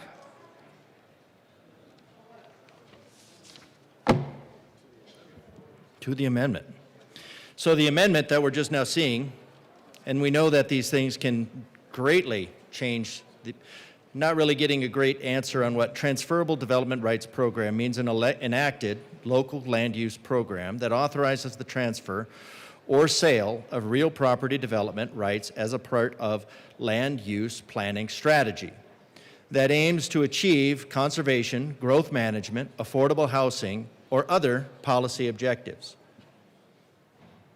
And then strike on and substitute except as provided in subsection 5 of this section on. Okay, 5, transferable development rights program. A subject jurisdiction is not required to allow residential development on a qualifying property in accordance with subsection 1.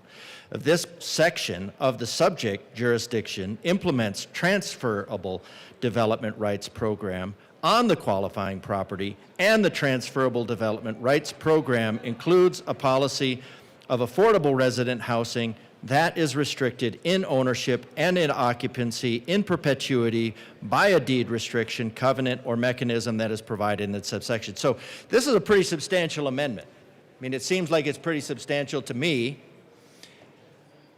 It's about as opaque as you can get, and it significantly changes the bill. But we're going to just insert it here with no one looking at it, with no one really understanding what exactly it means. We're not going to have the county commissioners come in and say, we're not going to have the counties come in. What we're going to do is we are going to do what this bill body does best, I should say. Besides the boot on the neck, or as Orwell referred to it as the boot on the face forever, what this body does is it imposes ignorance with arrogance. Representative DeGraff, that is motives. I agree, it is motive. I don't know why that's the motive. But you that specifically is, said what that is, we I agree, impose. Madam Chair. Okay. I agree, Madam Chair. Okay, thank you. No, I appreciate the backup. I do appreciate the backup. I don't know why that's the motive. But we are taking the zoning out of the hands of our municipalities. And we are saying that, once again, that this General Assembly knows best. That the General Assembly knows best. We're going to take all of your zoning concerns and we are going to impose them. We're not going to look at the nuance of but we know from our limited perspective here what we should be doing, what should happen in the state. And we're taking that again and we're inverting this, and we're not supporting those counties, we're not supporting those communities. This is an ideological imposition of a subset of the majority party on, which, of course, as we know, number one on the list of things is the abolition of private property, which is doctrinal. I don't see how this, when we're talking about affordable housing, we're talking about a definition that is loosely 1/3 of your family's income. So you take 1/3 of the family's income and you say, well, that's how much affordable housing costs. So if you have the double income, no kids formula, That affordable housing that can be built for and called affordable housing is something entirely different. Or if then you take this and you substitute and then you start and you look at these bills, and as you do need to do in totality, because, well, totality is what we're going for, what you're going for, is you're looking at solving a problem that is created by this body, largely created by this body, with solutions out of this body. The best way to solve the problem is to get the boot off the neck of the citizens and get the boot off the neck of the zoning. 1/3. And then if you look at that in totality again, what happened a year or two ago? Well, we changed that to, instead of looking at 1/3 being the amount that you could have for, that a renter could, a landlord could request for a salary, they changed that to 1/2. Well, what did that do? Well, that automatically allowed the rents to increase by roughly 50%. And they needed to increase by 50%. Representative DeGraff, I do appreciate the debate. However, we are talking about L6. If you could bring it back to the amendment. We are talking about L6, and I am talking about L6. Because we're talking about that this is the affordable, that we're going to put this affordability thing in there. Like if we say affordability, that all of a sudden that solves the problem. It doesn't solve the problem, because you've taken that and you've said that now somebody can go into a commitment of a contract up to 50% of their salary, which of course drives that up. If you look at the math, it's just very conveniently right at increase of 50%. And then you create a worse problem with policies like that come out of this General Assembly. 80% rent in Larimer County. We have a tax code that keeps you on the hook, that keeps you working, that keeps you subjugated to the government until mid-April. That's why people can't afford a home. We have more regulation like this. We're going to impose regulation that now somebody has to figure out. I mean, they've got to figure out what this is, because this is definitely written in legalese. It's very legalese, except it's not easy. So this room is making the problem worse with every problem it tries to solve, because it is trying to solve bad legislation with worse legislation. This entire bill is worse legislation. If you look at the need for this, Colorado Springs, I'm talking to people that are studying this stuff. Colorado Springs is 25% vacant right now. Denver is around the same. So this entire demographic issue that we're saying that we need hundreds of thousands of units is completely bogus. It does not reflect what we need right now. It reflects a projection, and when you query this, it's like, how are we going to get to this? Because we have an exodus, either by leaving or mortality, that is not matching the birth rate. Yet the demographers say, well, we are anticipating an influx of fertile females. Now, where they're supposed to come from, I don't know. But that's their assertion. That's what these projections are based on. Colorado Springs is at 25% vacancy. And what we're planning on, and they're saying, well, we're short of housing because by 2050 we anticipate 1 million. Okay, so our population is actually declining, and we're projecting that, and we're at 25% vacancy, and we're projecting and we're saying that we have a housing shortage because of something that we're projecting in 2050 that's not really supported by demographics. This bill is not supported by demographics. It's supported by fear-mongering. It's supported, but we've got businesses in Denver that are selling at 1/10 of the price that they were. We have restaurants fleeing. Representative DeGraff, I'm going to invite you to speak to the bill, as you just said a moment ago about the bill, when we're on the bill.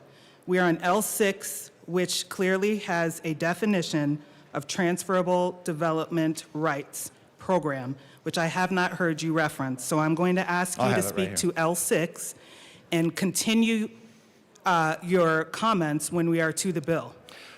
Thank you, Madam Chair. I'm trying to figure out the need for this program and the need for this amendment, because the need for this amendment is to somehow supplement the bill, supplement a bill that we don't need.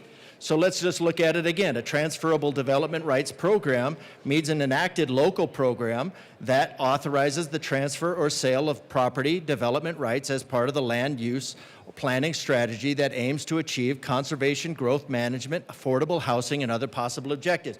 This is what a zoning board does. This is what a county zoning board does. This is what any zoning board does. Bringing this into the realm of the General Assembly is just a bad idea. Subject jurisdiction is not required to allow residential development on a qualifying property, is not required to allow residential development on a qualifying property. So we're looking at, so I'm not really sure what the goal is here. Qualifying property in accordance with subsection 1 of this section of the subject jurisdiction implements a transferable development rights program to the qualifying property, and the transferable development rights program includes a policy for affordable resident housing. Affordable, there we go again. It's supposed to be 1/3. Now this body amped that up to 1/5, which basically increased rents by half, and occupancy and perpetuity by a deed, restriction, or covenant. This is just further stepping on the rights of counties, and it's stepping on the rights of the communities where people have decided to live, and the elected officials. You're supposed to represent all of Colorado. You're not supposed to represent your ideology. You're not supposed to, these are issues that are handled best at a very local level. Not as the heavy-handed, one-size-fits-all problem. My colleague mentioned if one community does it wrong, well, then that puts pressure on another community, or whichever. Now that's them deciding what's right and wrong. But right now for Colorado Springs, we're at a 25% vacancy rate. And then you want to impose a tax on that. But Madam Chair, that's not part of this bill. We'll talk about that with another time. I think it's just worth noting that at the beginning of this year, 2025, crime started going down and rental prices started going down. So the solution isn't more of these. The solution is less of this ideology and more of a conservative ideology. That is what has brought down rental prices in Colorado. Rental prices in Colorado are down because we have that the artificial demand and the artificial supply of money is down in Colorado. That's what has decreased rent. The decreased crime is obviously part and parcel with that. This amendment is not necessary to make the bill worse. What we need is less of this General Assembly on the neck of the citizens and counties and municipalities of Colorado. More liberty, let the market breathe, unfoobar the market. Representative Richardson.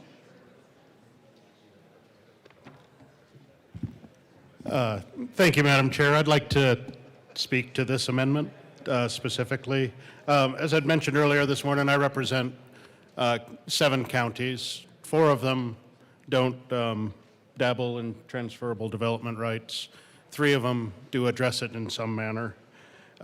What I view this amendment as is actually carving out an exemption so the bill does not overstep a process that is in place in some of those counties, and hopefully the sponsor can confirm that. But I don't like the bill. I'll speak to that probably at length in 3 or 4 hours when we get there.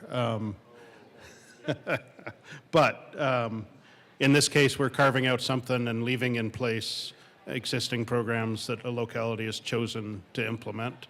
If we could carve out everything that local counties have chosen to implement, I'd probably be in support of the bill, but this makes it marginally better, and I think it should be supported.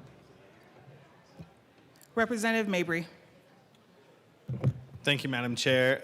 Again, I just want to reemphasize that we are bringing this amendment based on feedback from the counties. Are we going to agree with the counties on everything in the negotiations? No, if they're disagreeing with the underlying premise that we're trying to streamline this process, we can't get them everything they want, but we're stakeholding in good faith, and this amendment came from feedback from the counties. Mr. Speaker Pro Tem. Thank you, Madam Assistant Majority Leader. I need to clarify as well. There aren't actually any Eastern Plain counties that have these programs. That was my mistake. But there is a list on DOLA's website of counties that use these programs, and so would refer you there. Yes for a yes vote. Representative DeGraff. Okay, so we have counties that are already using these programs. Counties can do it. Counties cannot do it. They don't need this body to tell them that they can do it or that they should do it. They can look at other counties. We have this benefit of not having imposed inefficiency and stupidity from this room for a purpose. Our economy is cratering because of this body. So again, this is, and when you say that, well, they came and brought us this amendment. They came and brought us this amendment. So it doesn't mean the amendment is good. It doesn't mean the bill is good. It just means maybe from some cases, this is what they need to get some relief from the bill. Just stop the bill.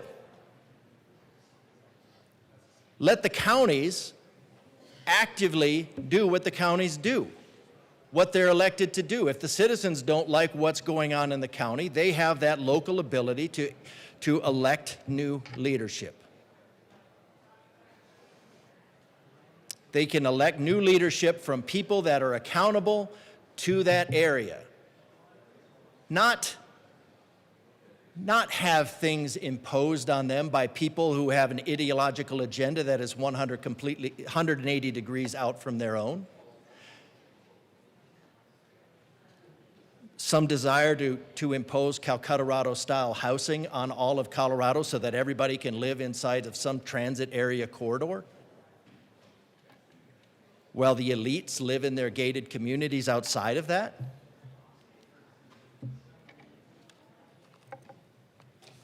Bolshevism failed miserably. We don't need it here in Colorado. This amendment is not needed because the bill is not needed. What you need to do is unfoobar the economy by getting the boot off the neck of the economy and stop trying to impose and say, well, we are trying to, as long as counties do voluntarily what we want them to do, they will do, then we're okay with them doing it voluntarily. But if they don't do voluntarily what we want them to do, we are going to come in and we are going to impose it on them because we know best.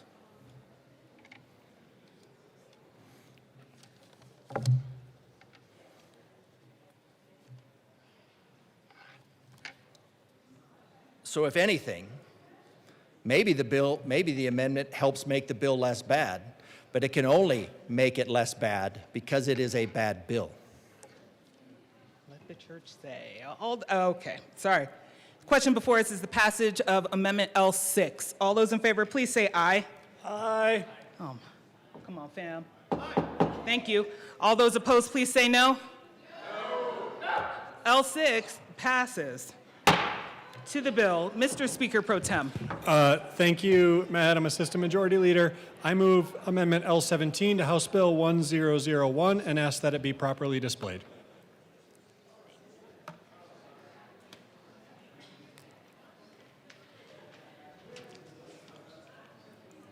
Okay. L17 is displayed to the amendment. Mr. Speaker Pro Tem.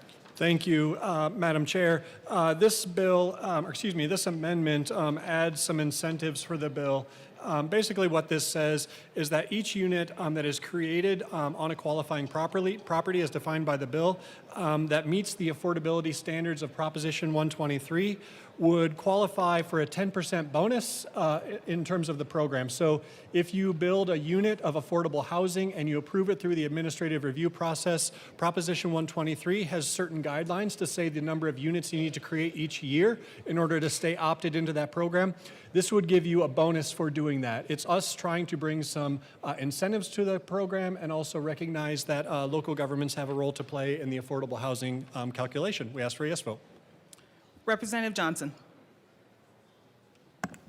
Thank you, Madam Chair. My question with this amendment is, will it bring a fiscal note when we're looking at giving any kind of bonus? Is this going to be driving into any of our general funds? Where is this fund coming from? Can you explain this? Mr. Speaker Pro Tem. Yeah, thank you. It's a great question. So by bonus, what I mean is just the unit count.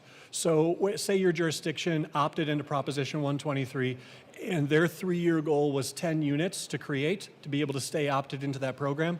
We would actually give a 10% bonus for the units that you create through this process. So it doesn't have anything to do with fiscal implications for the state. It just simply says, hey, this county created a unit under that. That unit now counts as 1.1 units of housing as opposed to just 1 unit of housing. So it just creates an incentive inside of the existing program. Representative Johnson. Thank you, Madam Chair, and thank you, Speaker Pro Tem, for that explanation. My question in this amendment is, would you be open to an amendment to the amendment when we're looking at the housing continuum? It is a whole circle. And so when we need affordable housing, yes, we're focusing on the low income, we're focusing on the family units, but we also need transitioning housing for our elderly folks who are not quite ready for assisted living. And the more units that we can open as this cycle continues, because families used to own 5 to 6 houses in their lifetime. Now they're lucky if they can even own 1 in their lifetime, let alone they're now renting and putting a lot of money in. So when we're looking at the affordability cycle, is there a way that we're looking at the entire circle? So we're incentivizing those once they make a raise in their jobs and they move into a family unit, or once they're starting to retire, that we're opening the housing needed in each region. Mr. Speaker Pro Tem. Thank you. Thank you, Madam Chair, and thank you. I share your commitment to that housing continuum. The bill largely recognizes that Proposition 123, the parameters of that program are already in law in terms of what units can or can't count. It is largely affordable housing. Sometimes it is situations that houses older adults. Sometimes it's co-housing situations. Sometimes it's like the rehab of a unit. We don't seek to change what that program is doing, although it is a very important aspect. We're just simply saying that if you create a unit through this program, it could count for your goals through that program, which your county, of course, has the choice of opting into or not. Their choice is whether they want to access those dollars. So shared concern, and really appreciate that. Okay. Madam Majority Leader. Thank you, Madam Chair. I just wanted to thank the bill sponsors because I know there's been a lot of conversation. I've sat on City Council, local control gal, but I really appreciate you listening to the concerns that I had and the concerns of my district. And I know you're really trying to thread the needle here, not just with these amendments, but in the conversations you all have had with many of us. So I will be happy to support this amendment, and thank you. Is there any further discussion on L17? Representative DeGraff. Representative DeGraff. Seeing no further discussion, I'm just kidding. All right. Somebody took the amendment off here, so I'll have to read it up here. Bonus or affordable units. Each unit is a residential development constructed in a qualifying property in accordance with subsection 1 of this section that meets a definition of affordable housing pursuant to section 29-32-101 is equivalent to 1.1 newly constructed affordable housing units for the purposes of section 29-32-105. There's a lot in there. It's one paragraph. It could basically change the entire nature of the bill. So what we're not doing is we're not debating the bill today. We are writing the bill on the fly. We are changing the nature, by me, I mean you are changing the nature and the content of the bill substantially as we go. So right now, what we're having a discussion on is we're having a discussion on a bill that really hasn't even been heard by committee and has not been allowed to be addressed by the citizens. So one thing that I was doing over there is qualifying private property, because now this is a modifying qualifying private property. It means a real property that contains no more than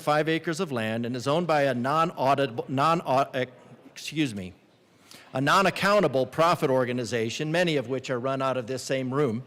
So a non-accountable profit organization that contains, also known as NPO, also contains no more than 5 acres of land and is owned by a non-profit organization, NPO, again, non-auditable, non-accountable profit organization with a demonstrated history of providing affordable housing. And I refer to them as non-accountable profit organizations because Article 5, Section 34 of our Constitution refers to anything that the state deals with, it has absolute control over. Anything it gives money to or gives benefit to, it has absolute control over. So these are effectively government organizations. They're just not accountable. A non-accountable profit organization that provides public transit. Okay, so what are we doing? Okay, we're going to start picking winners and losers in this economy because the bill sponsors know who should win. They know who should win for the benefit of the people, for the greater good. Now, one thing that history teaches us is that for the greater good never is. And it usually results in the deaths of hundreds of millions of people, as socialism has done through the last century. A non-accountable profit organization that has entered into an agreement with another non-accountable profit organization with a demonstrated history of providing affordable housing. Affordable housing, again, sounds great, but it doesn't really have a great definition. Provided that the agreement requires the non-accountable profit organization with a demonstrated history of providing affordable housing. Is that 1/3 of the family's income? What's the income limit? What is the income limit of this? Or its successor organization. Oh, its successor organization. Because now we can have a non-accountable profit organization and then it can go to a successor organization. And then there's also qualifying property, means a qualifying private property or qualifying public property. Qualifying public property means a property that contains no more than 5 acres of land and is owned by a school district. Why doesn't the school district just sell their property? Because now what we're doing is we have a public school district, and that public school district is going to create for-profit or for not-profit properties that by the nature of the nonprofit organization, I don't know that they're going to be paying into the tax base, which is going to undermine that. So now you're going to have, you're skewing the market. Why not just tell these school districts, if you've got property you don't need, sell it. Let the market figure it out. They can take the money, they can take the profit from that, and they can create, and they can reimburse the citizens of Colorado. What you're creating using the money of the citizens of Colorado is you're benefiting non-accountable profit organizations to build whatever this is, affordable housing, low-income housing, on property that is not zoned for it, that is not zoned for, oh, but you got rid of the transportation requirement because we're going to require that everybody lives inside of a transportation zone where we've increased the housing from 6 units per acre on average to between 15 and 40. With absolutely no familial restrictions and absolutely no limitations on occupancy. So these bills all tie together. So this is each unit of a residential development constructed on a qualifying property. It just says qualifying property, and then there's qualifying private property, qualifying property, which then I guess would be qualifying public or private property. I mean, those are your basic categories. And they pick winners and losers, a nonprofit organization, non-accountable profit organization, and that just means that they keep the profits internal. It doesn't mean they don't make money, it just means they keep the profits internal. A non-accountable profit organization that has entered into an agreement with another non-accountable profit organization with a demonstrated history of providing affordable housing. So they have a history of providing housing at 1/3 of the income level of the occupants, which at one time was the requirement that a landlord would be able to verify an income of 3 times the amount of rent. But that was changed last year to one half, which increases the rent by 50%. I'll show you the math. or transferred to a successor organization, which is not named in here. So this bill, this amendment substantially changes the nature of the bill. I would say that the counties, that we have not had a committee hearing on this bill at this point, not with this amendment, not with these amendments. And this is just further railroading of the people of Colorado, and it is the only high-speed railroad in Colorado. And it's running over the rights of the citizens of Colorado at the fastest pace imaginable. So again, this is rewriting a bill to make bad policy worse, to try to fix bad policy. Is there any further discussion? Representative Bottoms. Thank you, Madam Chair. So the bill is bad, so we introduce this amendment. And this amendment tries to bring, there's nothing in the bill that addresses affordable housing. There is no affordable housing added to anything because of the bill. So this is an amendment to try to actually use something that has a little bit to do to vaguely reference affordable housing, and it's a side thing. So this amendment is trying to recapture some language on a bill that there's no need for. We have 7.5% more supply than we have demand in Colorado. That automatically begins to bring down prices and address affordability. This is actually the opposite. This bill does like many bills in this room, and this amendment is trying to fix it, but it's doing a horrible job of it. It's trying to say, well, we're going to add all this affordable, and this amendment is like trying to add some of this affordable, and it actually does the opposite. As the original argument was for this, that these are some elements that brings affordability. The reason we don't have affordable housing is because of this room. So, and this is because of majority party. It's not because of minority party. That's why we use those two words. The majority party has been passing laws that are destroying our housing, destroying affordability, raising taxes, regulating. So now we have a little amendment that says, hey, by the way, we're gonna toss you a couple Scooby snacks for affordability. It's pretty disingenuous. It's covering up a bigger problem, and the problem is this room.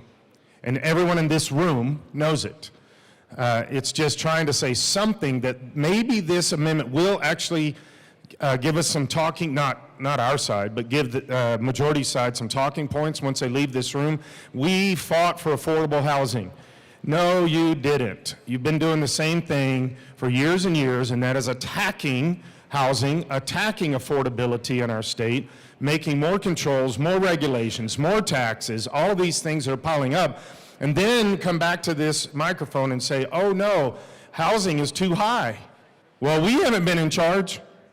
So there's only one option here, majority party. And this bill not only makes it worse, this amendment is almost laughable in how it tries to actually use the word affordability in the process. So this amendment needs to go away. The bill needs to go away. Is there any further discussion on L17? Seeing none, the question before us is its passage. All those in favor, please say aye. Aye. All those opposed, please say no.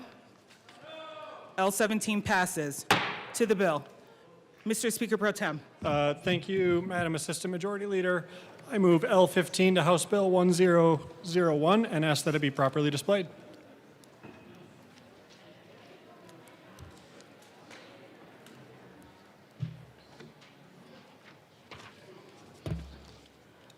L15 is displayed. Mr. Speaker Pro Tem.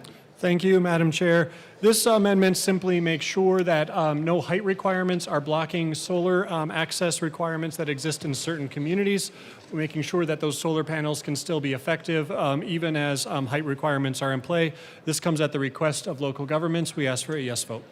Is there any discussion on L15? It is specifically about solar access. Representative Graff.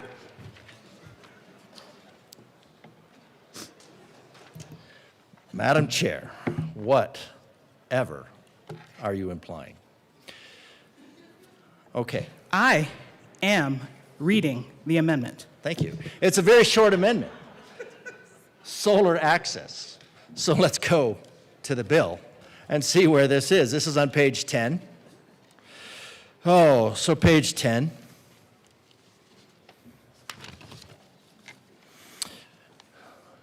VI, insert VI, minimum dwelling. Oh, no, that's not it. After line 13, VI. Okay, and then renumber. We're going to just put solar access right there.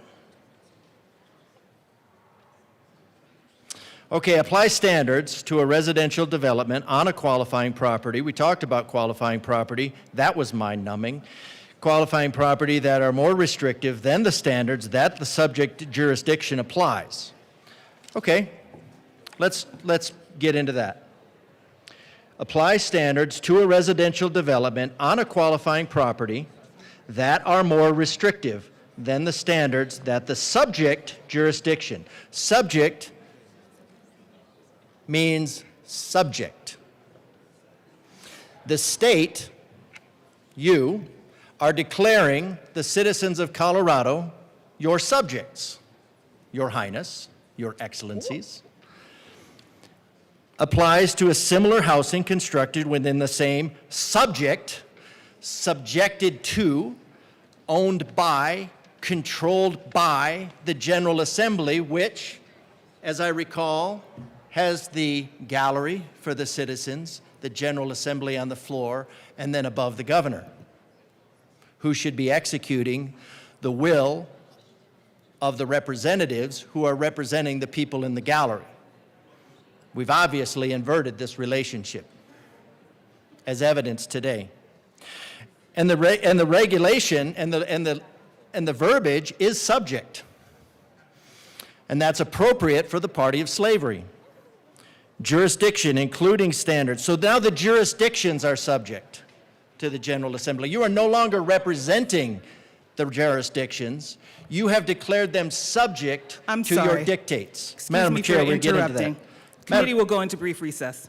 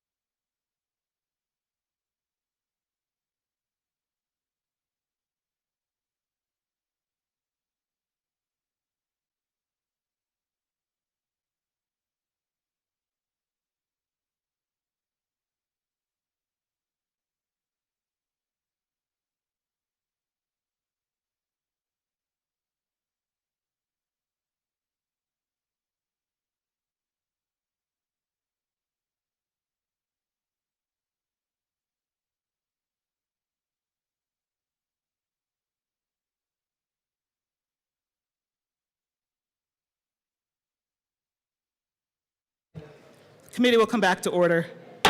Representative DeGraff, please continue. Okay, thank you, Madam Chair. I appreciate the clarification. When we're talking about subject, it's kind of in a reference to a feudal type economy that is being built, in which the citizens own nothing and are happy.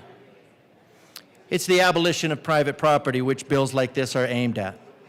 But to go to this, we talked about, as you mentioned solar access. And we're talking about the subject jurisdictions, the serfs.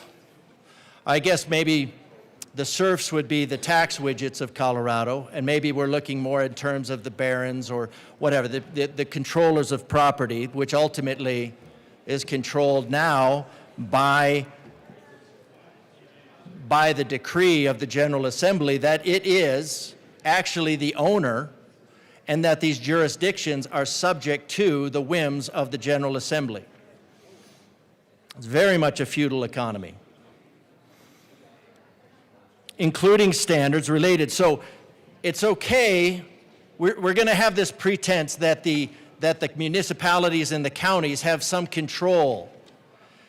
But this language is very clear that they are subject to the General Assembly. This body is no longer public servants. It is public overlords. It is citizens, it is overlords of the county, and the language here is clear. You are declaring the citizens of Colorado, the municipalities that they've established, to be subject to your ideology. And they are free to do whatever they want, as long as it's more restrictive, as long as it is more restrictive. Restrictive is not an incentivization. Restrictive is the beatings will continue until morale improves. That's what restrictive is. That's what subject is. That is the Democrat Party. No history implied. Structure setbacks from property lines. So including standards related to structure setbacks from property lines. Something is more restrictive. Is that setback farther, or is that setback closer? It just has to be more restrictive. Lot coverage or open space. Is more required or less required? Which one is more restrictive? It used to be you would require green space. Now we're requiring that property gets developed from 6 units per acre to somewhere between 15 and 40 units per acre. And again, I would classify that as Calcutta-style housing. Number of bedrooms in a multifamily residential development. Which is more restrictive? More bedrooms, less bedrooms. Which one is more restrictive? On-site parking requirements. Is requiring more parking required, or is requiring less parking? Or no parking? No parking would be in line with the transit-oriented housing last year of, if Colorado doesn't remember, that it was to get rid of the requirement for any apartment complex, any rental, to have any parking space whatsoever, because of course the governor's plan to alleviate traffic congestion is not to spend the $24 million like we do on buses to actually fix the roads. It's to make sure that you don't have a car to drive. Not having parking, being able to double the amount of property, the amount of units in a complex by just building over top of. So this again, it's a small thing, but as long as, including standards related to solar access. What is, because we want to get back to the amendment. Thank you, Madam Chair. Thank you. I just had to get down. There was a lot to get to in getting to these 2 words. Solar access. What is more restrictive? You require more solar access, you require less solar access. I mean, basically, they're just hazardous waste that is going to be sticking around for 10 to 20 years until you have to dispose of it. Makes the grid less reliable. It provides a hack point into the grid to make it less stable. And it provides really absolutely no benefit overall, because this is just a way to try to accomplish. So what is more restrictive? Do you have to add more solar to a project? Or are you going to apply less solar to the project? That's all. So again, it's more restrictive based on the ideology of the majority party, specific members specifically of the majority party, to impose their ideology on Colorado. It doesn't matter that the ideology is a failed ideology in totality, historically and murderous. It is their ideology, and they're going to impose it on Colorado while they're pretending that it's doing something good for the jurisdictions. Again, we're trying to fix bad policy with worse. That's what this body does best. Representative Richardson. No, well, good. Is there any further discussion on L15? Seeing none, the question before us is its passage. All those in favor, please say aye. All those opposed, please say no. L15 passes. To the bill, Representative Richardson.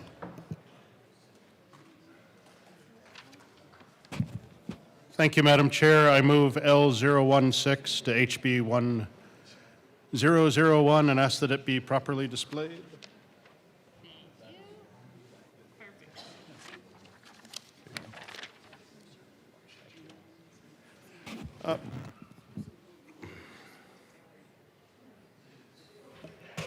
L16 is properly displayed. Representative Richardson.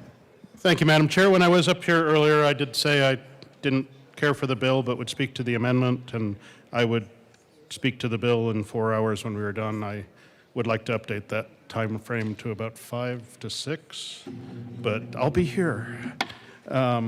It's a simple amendment, and I know simple can sometimes be dangerous, but if you do have the bill with you, this is a change, just an addition of 2 words, wildfire resiliency, on page 8, line 6. If you look at what precedes that language, these are just acknowledgments that local governments do have plans in place and which plans this bill would not supersede. As written, the bill indicates that they recognize existing building, fire, utility, and stormwater code.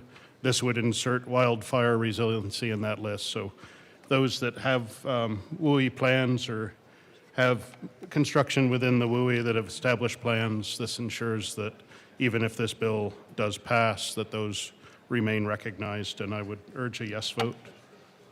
Is there any discussion on L16? Mr. Speaker Pro Tem. Thank you, Madam Assistant Majority Leader. I know you're not supposed to have favorite amendments, but this is definitely in the top 6 amendments for that have been offered today. And so really do appreciate this thoughtful amendment. We're in complete agreement that these are areas that require special attention when it comes to planning all sorts of things, not the least of which is housing. And so exempting these parcels from the bill ensures that we're making smart choices when it comes to locating housing where wildfire risk is very real. We would also ask for a yes vote. Is there further discussion on L16? Seeing none, the question before us is its passage. All those in favor, please say aye. Aye. All those opposed, please say no. L16 passes. To the bill, Representative Sukla.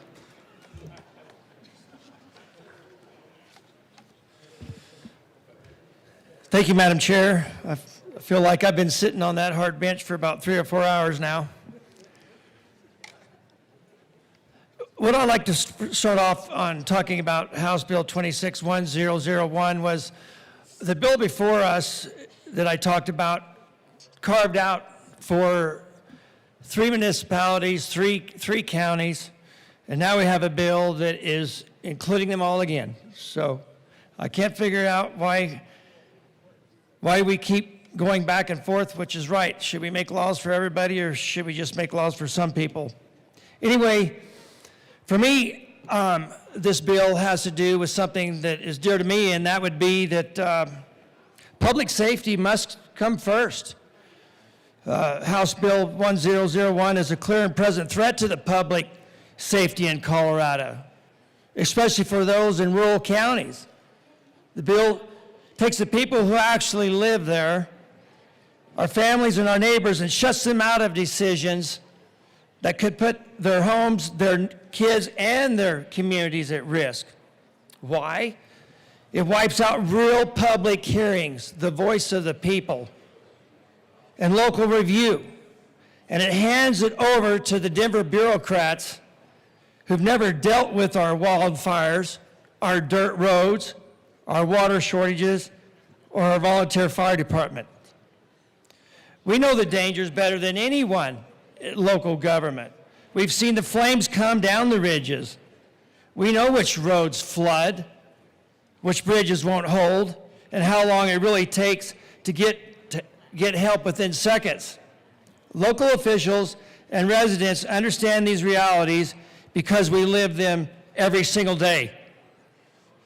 When you let the state override the knowledge with one size rules fits all, from the Capitol, you're not just taking away local control, you're gambling with people's lives.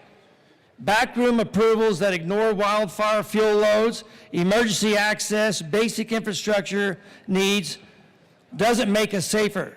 They make disasters more likely and response slower. This is wrong. Public safety isn't a bargaining chip. Families in Colorado deserve decisions made with their input based on the grounded truth. And that's why public safety must come first, and that's why I move House Bill 110L012 and ask that it be properly displayed. Oh.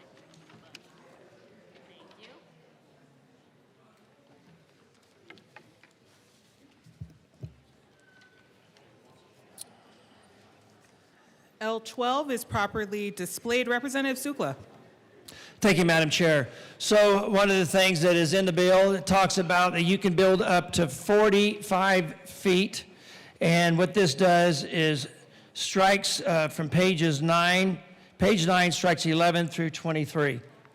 And what that does is that takes that out up to 45 feet. I got to tell you, where we live, you can't even hardly find a 20-foot ladder, let alone a ladder truck, that if you have a building at that size, these rural counties don't have that. We don't have anything like that. You just better be able to run fast, because we sure in the heck ain't going to be able to use a $1 million ladder truck, because our counties can't afford it. And that's what this amendment does, is takes away the restriction height so that we can make it safer for our rural communities. Thank you. Representative Barone.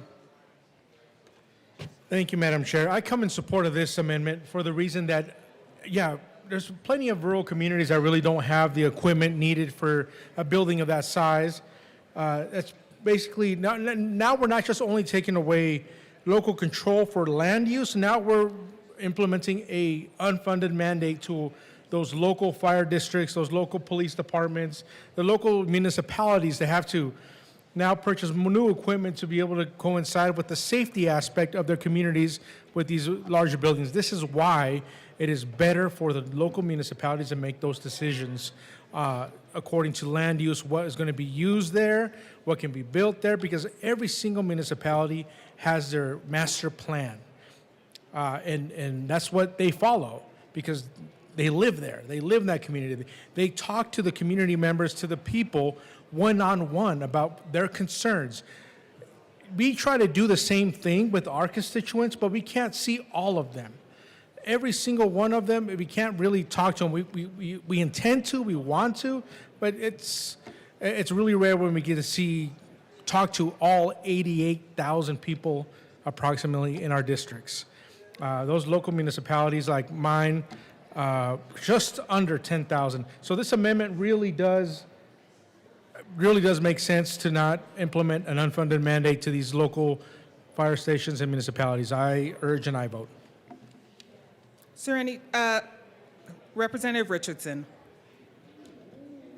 Who's here first? If you all want to fight it out. We do not fight. We have mature conversations, and one of us wins. No, thank you, Madam Chair. I do speak in favor of this amendment. My colleagues had discussed the issues with fire trucks. When this was brought up in committee, the Mayor of Parker also shared his concern that as you have higher buildings, servicing them with the increased water pressure that's needed to push up to higher floors can also impact the capital needs, the abilities of local water districts. So I think being able to stay within what has been the standard maximum heights for a locality is very important.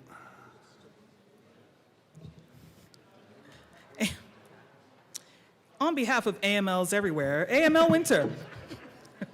Thank you, Madam Chair. Those are real-world problems. I just want to reiterate to the bill sponsors, I sat on a rural fire district. That's a huge issue. Water pressure is a massive issue that we face.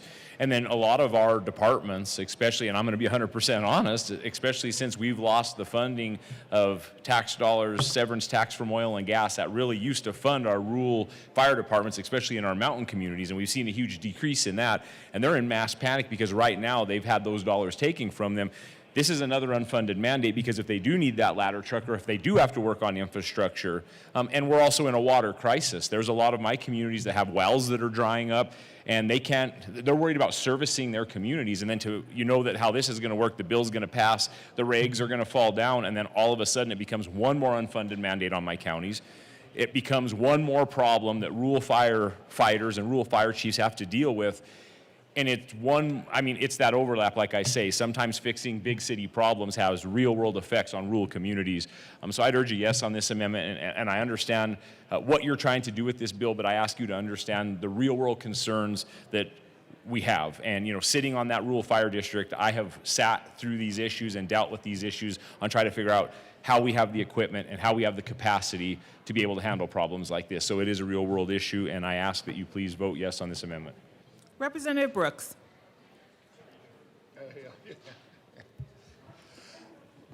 Madam Chair, thank you. I do take great exception to my colleague from Elbert, Adams, Arapahoe, Cheyenne, El Paso, Kit Carson, Lincoln counties to come up here and trying to then one-up me by repeating what one of my mayors in Douglas County had to say. Granted, it is a distant second best city in Douglas County, far behind Castle Rock, but still, I felt like maybe I should have represented my county a little bit, before my good colleague over here. The other thing that I do want to point out is that I've always been very deferential to my good colleague from Montezuma, Delta, Dolores, Gunnison, Hinsdale, Montrose, Ouray, San Miguel counties, because I know that he speaks for those that really we often forget about in the rural areas of Colorado. And honestly, this amendment does kind of cut fundamentally right to the discussion we're having here. The homogeneous approach is just not the right answer. We've got people that are from all sorts of different areas, different counties, different pieces of Colorado, but yet we're saying that this has to be inclusive. They have to abide by this. And if it's a safety issue, a public safety issue, where literally, the height of the buildings is inconsistent, whether it's Parker or whether it's Montezuma County, when those building heights are inconsistent with the ability to adequately provide public safety, I do believe that this is something that we should consider. I would imagine that there'll be more conversation about a homogeneous approach. I think that's I think we can bank on that. However, I do believe that on an amendment like this for a public safety issue is something that we ought to consider. I would urge a yes vote. Thank you. Mr. Speaker Pro Tem. Thank you, Madam Chair. Thank you to my colleague for bringing this amendment. I appreciate the thoughtfulness. I largely agree that public health and safety is something we need to be working on together, and it looks different from jurisdiction to jurisdiction. I just want to point out in the bill on page 8, lines 5 through 9, it actually acknowledges the fact that local public health and safety codes, including fire, can be applied to any one of these projects. So if you have an instance where a development wouldn't be served or could be in jeopardy because of inadequate fire equipment or fire response or another health and safety code that exists at the local level, that could be applied by a local jurisdiction to account for those things. So we share that same goal of making sure housing is safe and that folks are served by the appropriate response, God forbid if there be an emergency.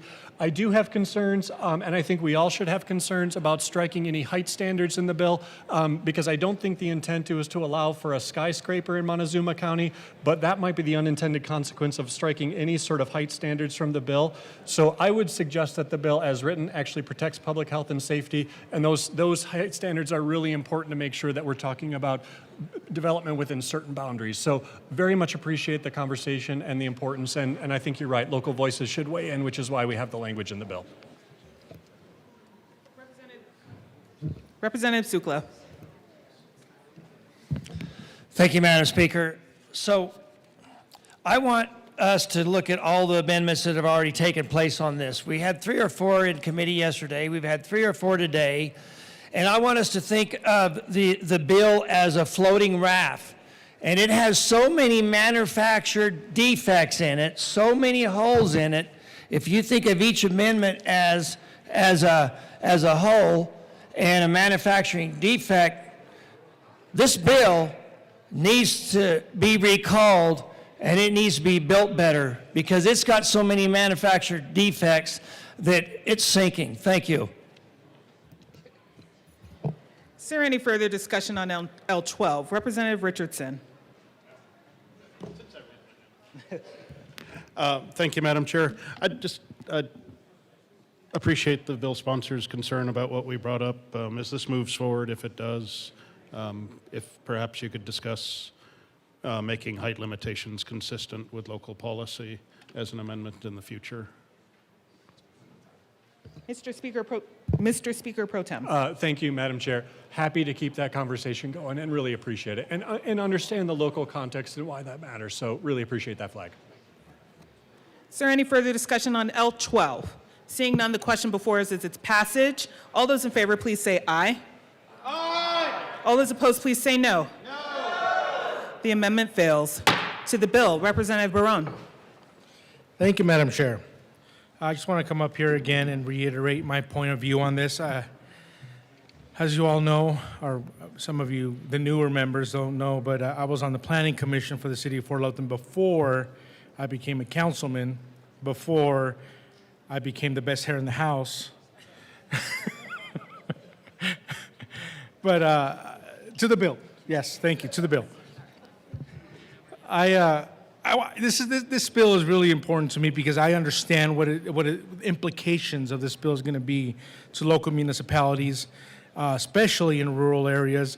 Now, here in Denver, Colorado Springs, the bigger areas, Thornton, Westminster, I mean, great. This will probably be advantageous to them, but they already have the opportunity to be able to implement these kind of zoning requirements for their own municipalities.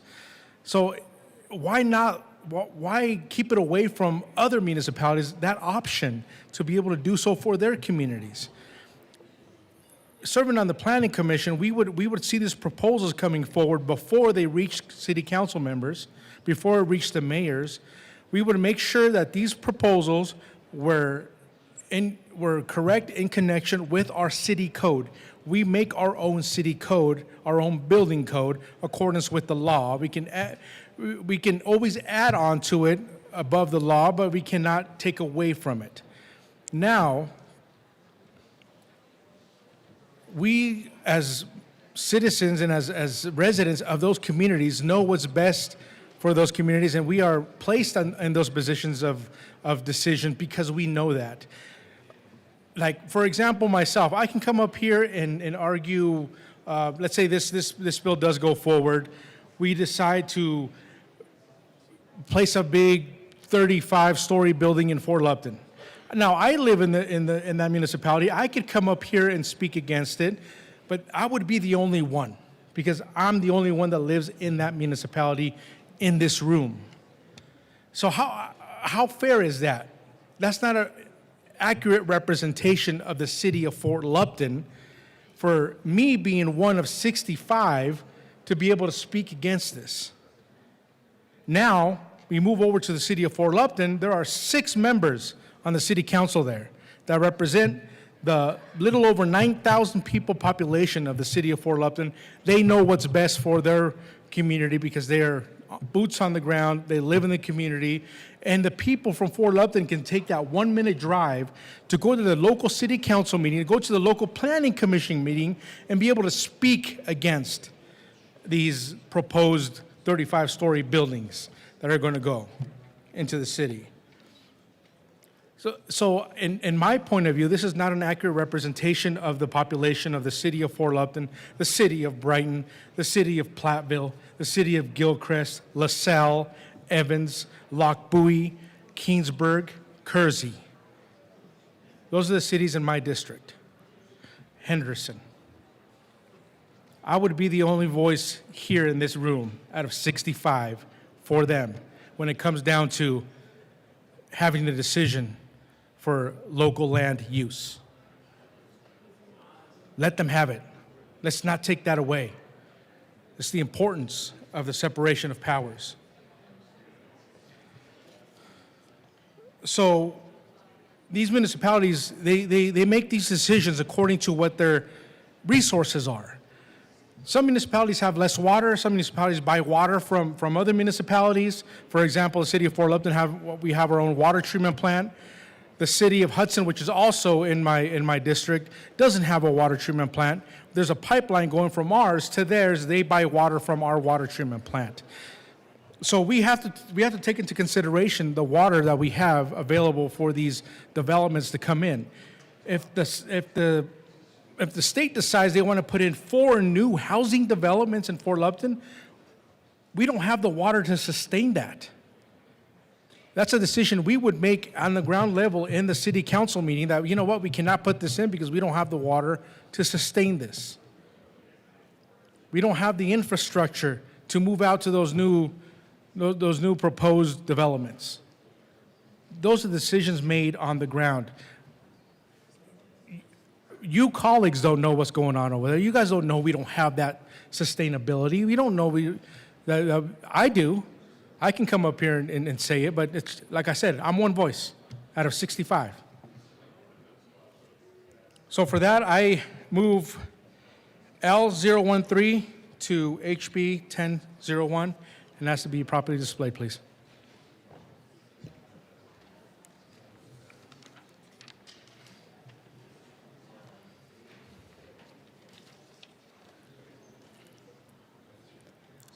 Just give us a moment. Okay, L13 is properly displayed. Representative Barone. Thank you, Madam Chair. This amendment right here, basically, it gives a little bit of support, hopefully, to those local municipalities, financial support, technical support, legal guidance to school districts and state colleges and universities that seek to construct residential development in accordance with this section. So all I'm trying to do is give a little bit more support to those municipalities when they need that financial, that infrastructure support to be able to support those development that we as a state propose for those municipalities. Something that the city council would already have implemented or even placed or even know that they can support beforehand. So I'm just giving a little bit more cover to our municipalities, and I urge and I vote. Representative Mabry. Thank you, Madam Chair. Members, we urge a no vote on this amendment. Part of the reason why we've delayed the implementation was to give municipalities time to prepare for the changes that are coming in this bill, and then work that we've done in the past requiring municipalities to develop a comprehensive housing needs assessment has already prepared them to deal with development of new housing in their communities. So I think that this amendment is unnecessary because of the delay and redundant because of work we've already done, and we urge a no vote. Is there any further discussion on L13? Seeing none, the question before us is its passage. All those in favor, please say aye. Aye. All those opposed, please say no. No. L13 fails. To the bill. Representative Richardson.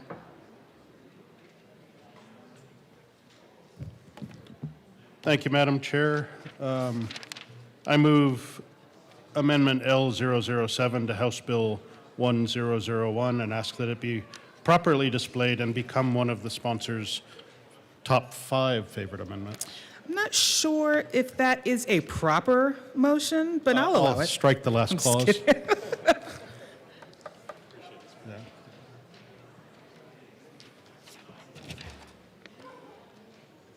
L7 is properly displayed. To the amendment.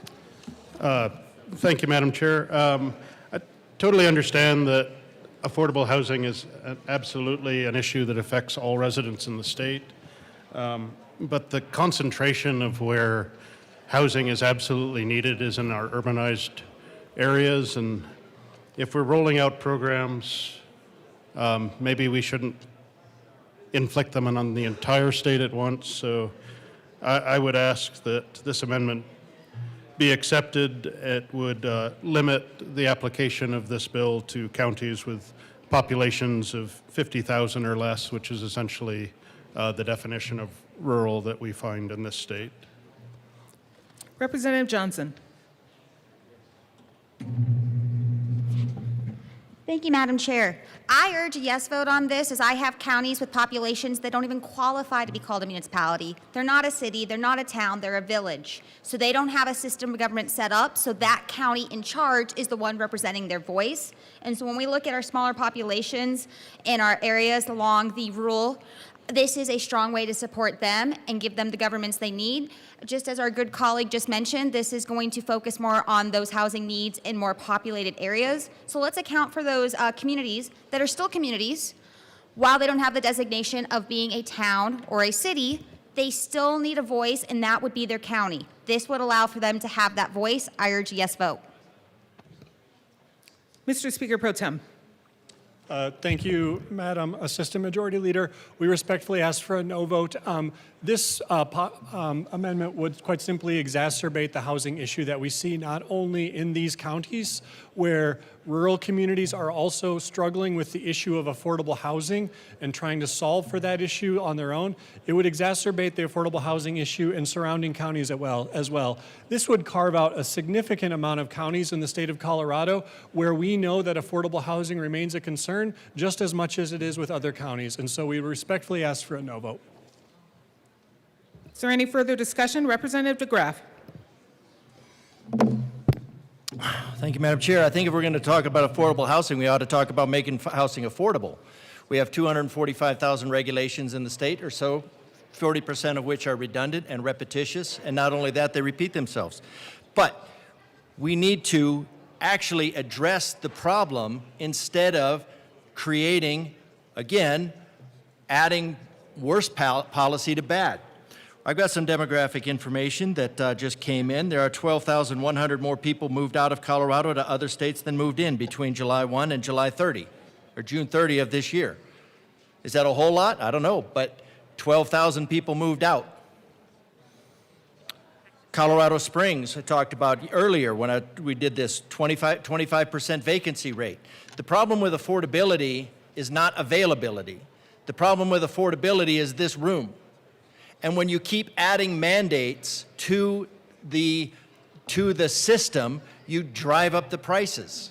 So bills like this drive up the prices. Are they intended to drive these properties into corporate hands?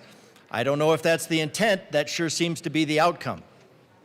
Is demanding that apartment complex house draft horses, is that gonna make housing more affordable or less affordable? It's probably gonna make it less affordable. The demands of this building are causing rental prices to go up, are causing housing prices to go up. The energy prices that are demanded by this body based on climate superstition are causing these prices to go up. 100% of 33 degrees of 0.125 over 3,300, 00125. That is the absolute highest value. Thank you very much. The amendment is about counties. Thank you, Madam Chair. Appreciate you paying attention. These policies are not making housing more affordable. Everything that's being done in this room is making housing less affordable, less available, less accessible. And for the pretense of this bill that it's going to do otherwise is just not borne out, because we have people with property in this room. What they do with the room, everything that's going on in here, sell, get rid of it, sell to some corporate developer. We've got 25% that's vacant in Colorado Springs. Denver metro area, the state's largest housing market, apartment vacancy rates have climbed to their highest level in 15 years. Highest level in 15 years. The state's largest housing market has the largest availability it's had in 15 years. Is that an availability crisis? It's an availability crisis based on a demographic influx that has largely been solved since January of this year, when an artificial supply and of money and population, to your chagrin, has been discontinued. Statewide vacancy rental rates have elevated relative to recent years and do not support claims of universal housing shortage. Colorado already maintains detailed official data on vacant housing units and units by county and municipality. We do not have an availability problem. We have an overregulation problem that is causing the prices to go up, that is causing the availability to go down. We have vacant units that are not being rented for various reasons, probably because you make renting an apartment onerous. And you have to, and to offset the risk that you impose, you have to have a high level of rent. Otherwise, you're guaranteed to lose money. When you're guaranteeing that you have to be able to, that a house host a menagerie of animals. We're on House Bill 1001. No, I'm talking about affordability and why housing is not Okay. affordability. I'm and sorry, that's this bill. The sponsors have claimed that this bill is to make housing more affordable, and it's not going to. So my comments are in relation to the sponsors' comments about that there being a housing crisis. The housing crisis is premised on a demographic that does not exist. The problems that are addressed in this bill are not going to be solved by this bill because the bills like this create the problems. So let's look at some honest data. Let's look at the honest situation. Stop trying to ideologically impose the abolition of private property, and let's help the citizens of Colorado. We are discussing L7. Is there any further discussion? Seeing none, the question before us is its passage. All those in favor, please say aye. Aye. All those opposed, please say no. No. L7 fails. To the bill. Representative Gonzalez. Thank you, Madam Assistant Majority Leader. So I understand what this bill's intent is trying to do. There are some concerns that I have on the bill, especially around the concern of local control. You all know I stand for local control, and I advocate for more autonomy both at the county and city municipal level. So I move Amendment L10 to House Bill 1001 and ask that it be properly displayed.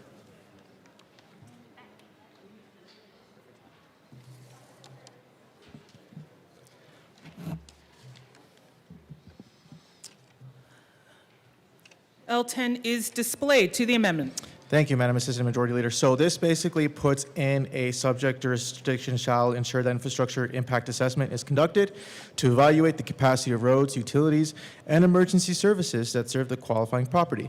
So if we're going to centralize the process where only a few people are going to be able to conduct oversight and make these decisions, I think that there should be a thorough analysis and a full stakeholder conversation of a cost-benefit analysis, which in turn will help give us a better idea of how this will impact specific municipalities.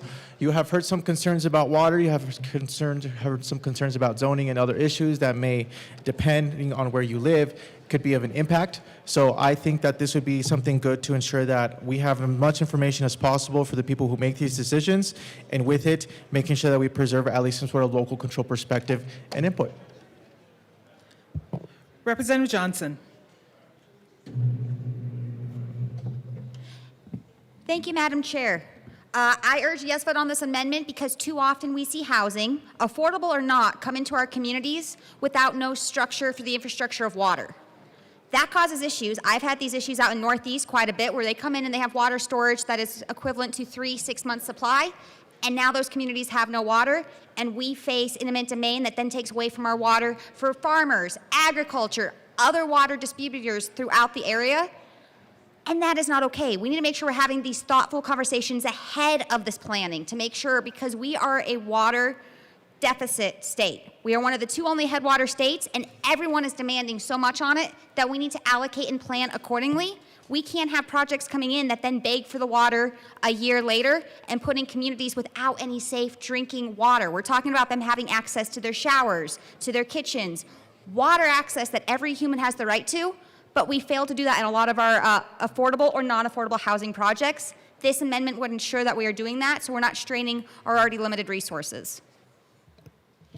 Representative DeGraff.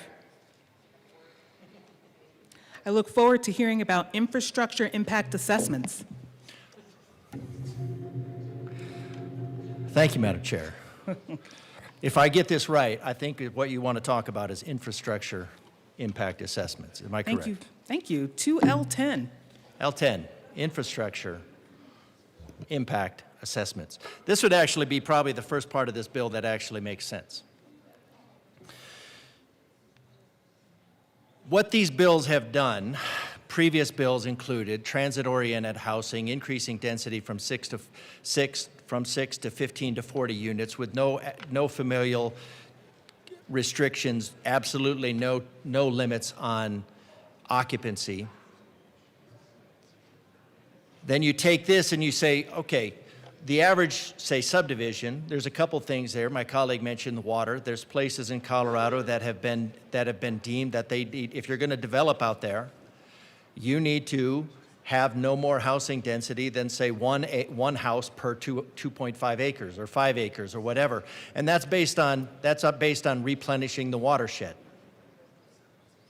And then you have bills that come in and say, well, no, all of those need to be subdivided, and then you need to double the population with an auxiliary detached unit with nothing. You go into all of the subdivisions of Colorado and you take single-family residency and then you double it or quadruple it. And then what you have is the water lines to a pipe, pi r squared for the area, basically the volume.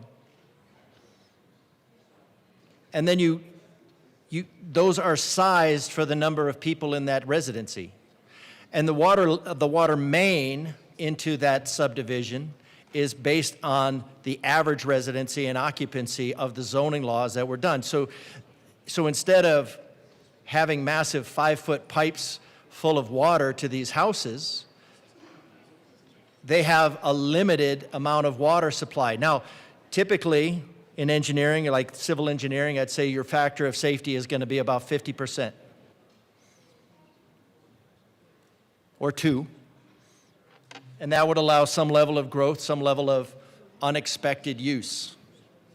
But now you're going to take that population that's based on that pipeline and you're going to quadruple it. You could increase it tenfold based on the previous laws. And then you take this law and then you say that the subject territories that are subject to the whims of this body must do this, that, and the other, basically all to increase housing density into the Calcutta Rado style that you're looking for. When you're looking at electrical infrastructure and you're looking at the common house that's not too long ago, and it's probably about a 100-watt box, 100-amp box, and then you want to upgrade it to 200 amp, well, that's going to cost someplace between $5,000 and $15,000 for an average house, depending on how much you want to do. And then if you want to go beyond that, when you start to look at the electrical infrastructure that you require with turning things into heat pumps, electric ranges, electric furnaces, etc. Now you can't do it, and it requires a specialty line tapped into a line that is stressed and is built for an occupancy of probably about the average of about five family members per house. And then you're going to quadruple that. And will it work? Yeah, it'll work. It'll work up until the point it doesn't. And then it will fail catastrophically. And then you'll have all these people that are dependent on the infrastructure of the water, the sewer, and the electricity. All of a sudden, those systems begin to fail because you've overstressed them. And then you've made demands on those systems permanently. And now, so what these bills are ultimately, I mean, you have the corporate, you have everything. It's allowing this gentle infill to be done without adding infrastructure, costly infrastructure by builders. And it's just betting that the infrastructure is going to be able to stretch ad infinitum. Well, it doesn't stretch ad infinitum. But this amendment actually addresses the lack of knowledge and lack of understanding on the way these projects were designed. And then when you take the design and you take the engineering that had basic constraints put on it for efficiency, for safety, well, you don't want to have an overly full water pipe, because then you're going to have stagnant water. You want to keep that moving, but it gives a factor of safety. And once that's exceeded, now you start having problems. And this amendment is the opportunity, this amendment here is the opportunity to insert, I shouldn't say increase the sanity, but this is the opportunity to insert some sanity into this bill, into the process of transit-oriented housing, into the process of removing all occupancy limits, in some sanity to requiring that farm animals are kept at every residence. This is the first inflection point to insert some level of sanity. I recommend an aye vote. Mr. Speaker Pro Tem. Thank you, Madam Chair. Never got to push the button before. We agree with the need for infrastructure to be in place before housing is built in these areas. It's included in the bill. If you look on page 8, it's lines 1 through 4, and then also requiring a statement by water or wastewater service provider is lines 14 through 16, and then properties that are only served by well and septic are already exempted from the bill. This is actually a place where we do very much agree that housing needs to be located in place where there's already resources, infrastructure, et cetera, and not placing an undue strain on those systems. So we give local governments the ability to use those processes they already have to determine those factors. We would respectfully ask for a no vote with the caveat that I'm supportive of the concept. Thank you. Is there further discussion on L10? Seeing none, the question before us is its passage. All those in favor, please say aye. All those opposed, please say no. L10 fails. To the bill. Representative Richardson. Thank you, Madam Chair. I move L009 to House Bill 1001 and ask that it be properly displayed.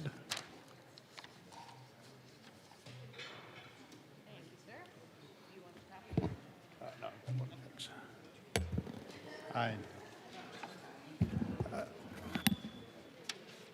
Madam Chair, colleagues, sponsors, moment. respectfully, I understand.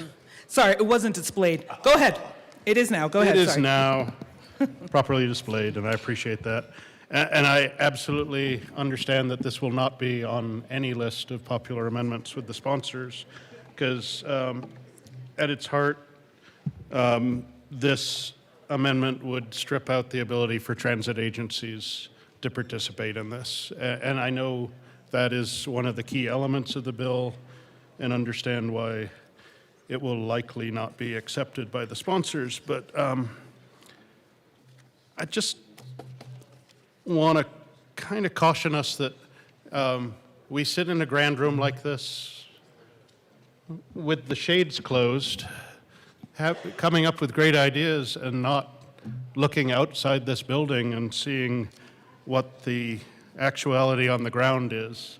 Yesterday, in a joint meeting of the Senate and House Local Affairs Committees, or perhaps it was Transportation, but there was a bunch of us there from both chambers, and we received a report from our RTD on governance challenges they're trying to work through, arguments they're having over how big their board should be, how it should be, who should be represented, how they should be represented, who should be appointed. And all of this was an outgrowth of the fact that it's acknowledged that that agency is struggling with their core mission. And to open up the aperture and say, hey, transit agencies that are really struggling with your core mission of transit, we're going to allow you to be housing developers now,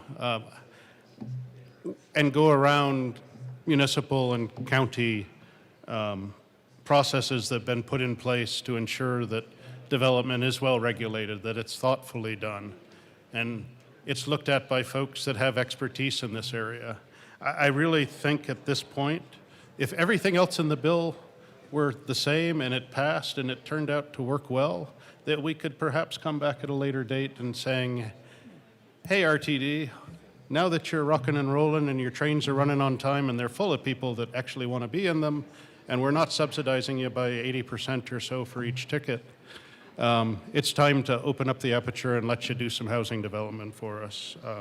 But at this point, I just think it's really unwise to give them this capability. They still own land that's very valuable for development.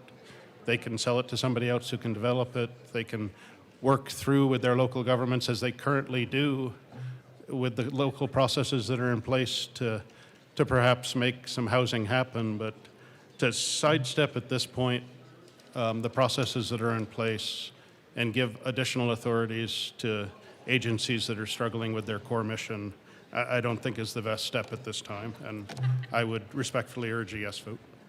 Representative Brooks.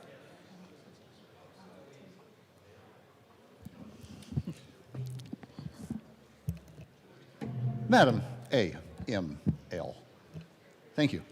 I'm going to take this opportunity to agree, think that this is a good amendment. I too sat in that Transportation, House, and Local Government presentation yesterday where the Accountability Board of the Regional Transportation District came up and gave an update to us that, to use the word unsettling is being very kind, honestly. They have significant infrastructure flaws. You know, now, to be fair, their conversation was more about governance and how to restructure their board to make it more functional. In some ways, I agree. It's this big old 15-member board that's unwieldy. You know, they're trying to make it a little bit more functional. I applaud them for that. However, getting to this amendment, something stood out to me that honestly, it should have made everybody's eyes pop out of their head. Somebody came up on the board and said, gosh, you know, we really need to be able to have experts, appointed experts on this board, because wouldn't you know that when it came budget time, we went through this whole process thinking that we were in a good financial position. RTD thought, oh no, this P&L is smelling like roses right now. And you know why it didn't smell like roses? And you know why actually they're in more of a structural deficit than the state of Colorado? That's saying something, by the way. That they forgot to include the deficit from their light rail services. How do you do that? How are you so dysfunctional as a unit that you aren't? And they want to have financial experts, appointed financial experts, come on board to be able to deal with this. Man, I'm telling you, I am far from a financial expert. You start running P&Ls at me, my eyes are going to cross up. But goodness gracious, to miss that to the point that we're now all of a sudden, surprise, we're in a structural deficit. You don't need a financial expert to do that. That actually shows, to my colleague's point, a significant, a concerning weakness in that board's ability. And we want to trust them with finances. We want to trust them with decisions on land use about who they're selling and what they're selling and what. I believe that is a particularly bad idea. I am going to be very optimistic at this point. I'm going to say, hey, I think that the Regional Transportation District is on the right track, and at some point they will collectively get their act together. I will be optimistic for them. And to be fair, I represent Castle Rock. We don't swap Christmas cards any longer with the Regional Transportation District. We opted out of it a long time ago.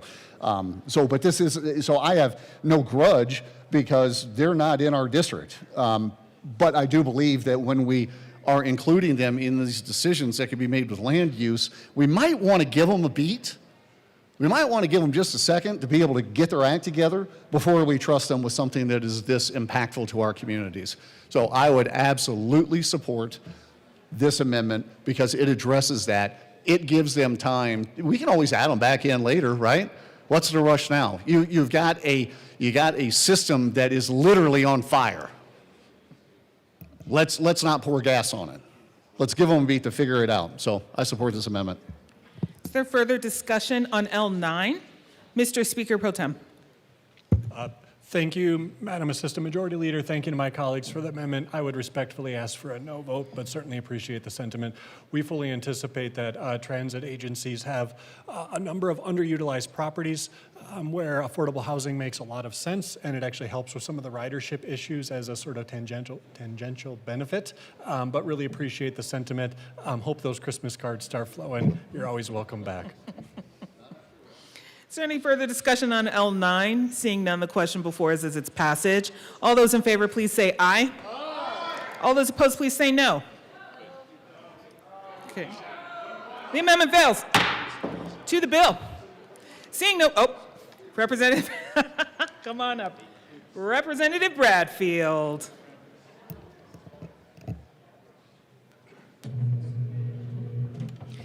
Thank you. Thank you, Madam Chair. Madam Chair, I'd like to move Amendment L018 to House Bill 1001 and ask that it be displayed. Thank you. We'll just get it up on the screen.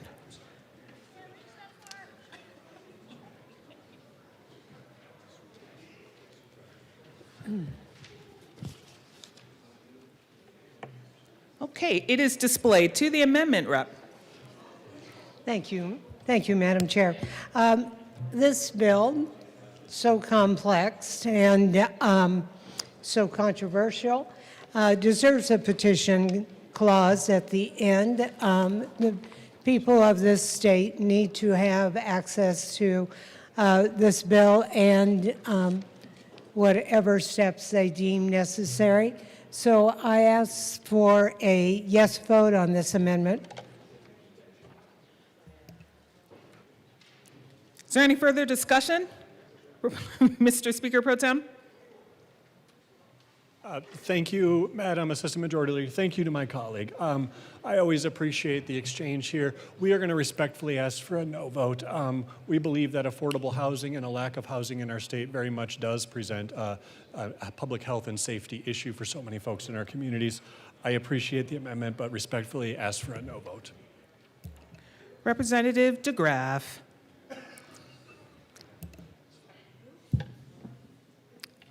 I do appreciate the way you said that, Madam Chair.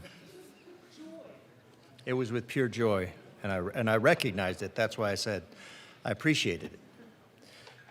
Safety clause, you're looking at overriding property rights on a massive scale. Once again, I mean massive scale, but once again, I mean, this is just what this body has become. Life, liberty, and property. Life, liberty, the pursuit of happiness.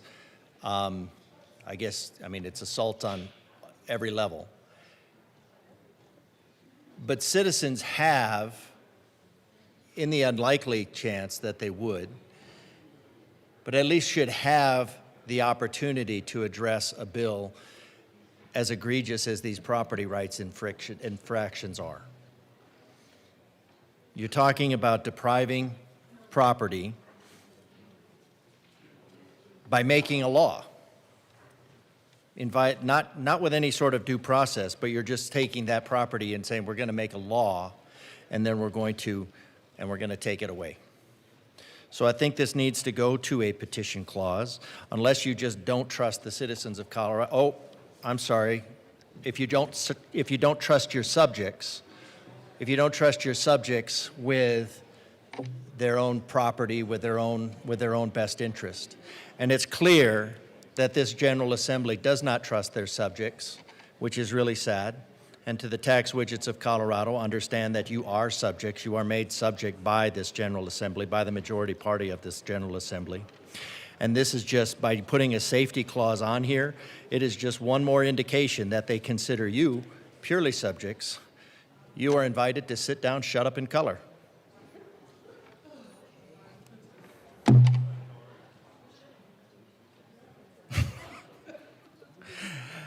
So we need to remove the safety clause, make sure that the citizens have the opportunity to address the property rights violations of bills like this, and maybe just stop violating the property rights of citizens in general for the favoritism of certain non-audited government organizations, non-accountable profit organizations, that maybe you should actually preference securing the rights of citizens as opposed to the cronyism of the collusion between government and the industry of NGOs and NPOs.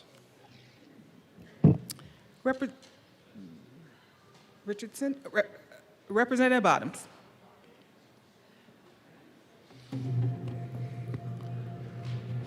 Thank you, Chair. I think a safety clause is for emergent situations. 7.5% supply over demand is not emergent. It's in nobody's book under any circumstance. And so why wouldn't we give this an opportunity to the people? Let's let the people decide. I mean, this building is about the people. I'm sorry. We're supposed to be about the people, so we should give the people an opportunity to petition this, see what this looks like, and then if nobody does, then you still can steamroll the voters. But until then, let's at least give them the opportunity. Thank you. Representative Richardson. Thank you, Madam Chair. I know we discuss safety clauses and petition clauses quite a bit up here on many bills, but and I totally understand that this is considered to be a crisis and urgent, and it must be addressed immediately. But if you, and we've talked through, I don't know how many amendments at this point. I think, well, this one's number 18, so quite a few of them.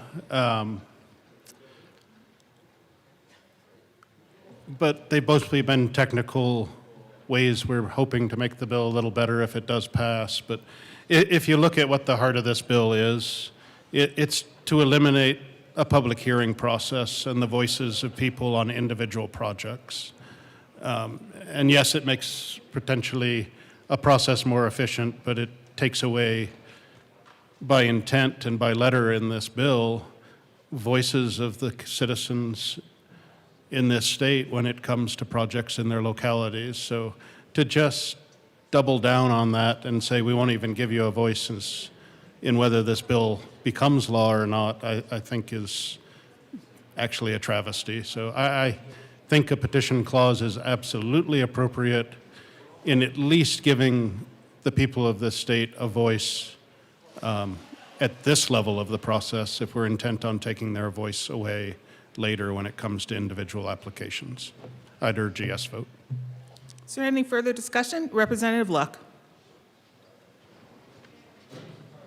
Thank you, Madam Chair. I rise in support of this amendment, in large part because if I'm reading this bill properly, on page 7 of the introduced version, it says that this becomes effective as of December 31st, 2027.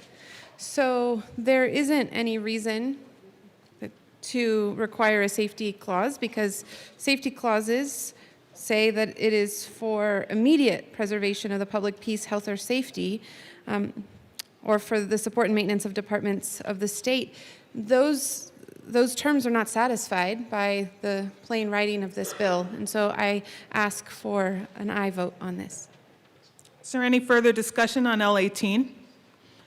Seeing none, the question before us is its passage. All those in favor, please say aye. Aye. All those opposed, please say no.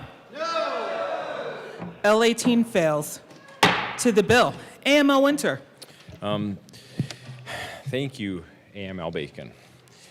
I'd like to move Amendment L011 to House Bill 1001, asked to be properly displayed.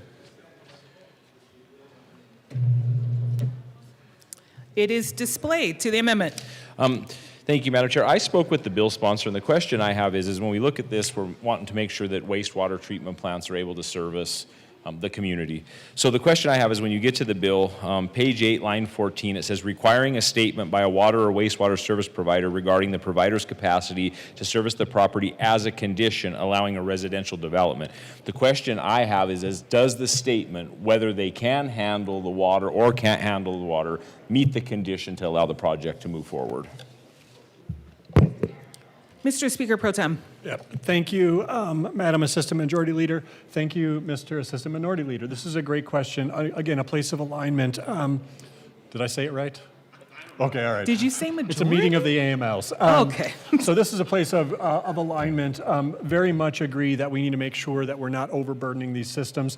The statement requiring a statement as a condition of allowing residential development is exactly that. It provides that teeth to say that if for some reason there are too many gallons flowing out or there's not enough gallons that are able to flow in, that would be a reason to deny a project based on the capacity of the local system. So it provides that enforcement mechanism, or at least that check at the local level to say this project doesn't make sense here because it can't be supported from a water or wastewater standpoint.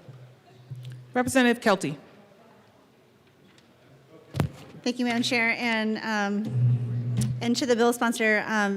My question on that, though, without something that actually, what you just mentioned in the bill is true, but with an amendment like this, it actually makes it more clear. It's very muddied in the bill as written for the regular Joe to understand.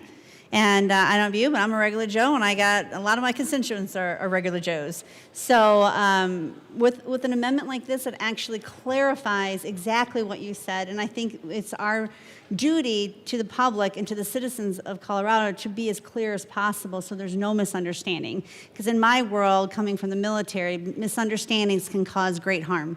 And so we don't want to do that. We want to make sure it's very clear and concise, and I really would like to ask if you could please accept this amendment, because if we can be more clear, I think that's the duty that we do to our citizens.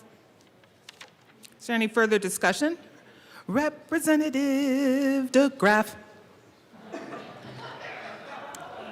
Thank you, Madam Chair. I just wanted to go off my colleague's discussion, because what I want to make sure is that these projects are zoned appropriately and not just because the conversation we were having over on the other side, like you could have multiple areas of property, and effectively what you're doing is by fiat rezoning all of Colorado.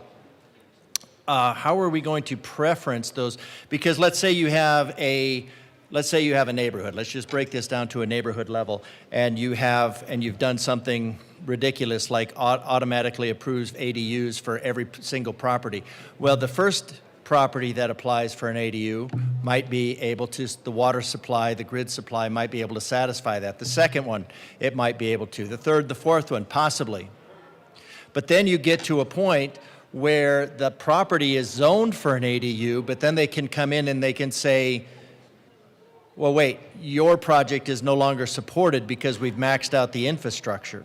Now what you've done is you've preferenced one property owner over another.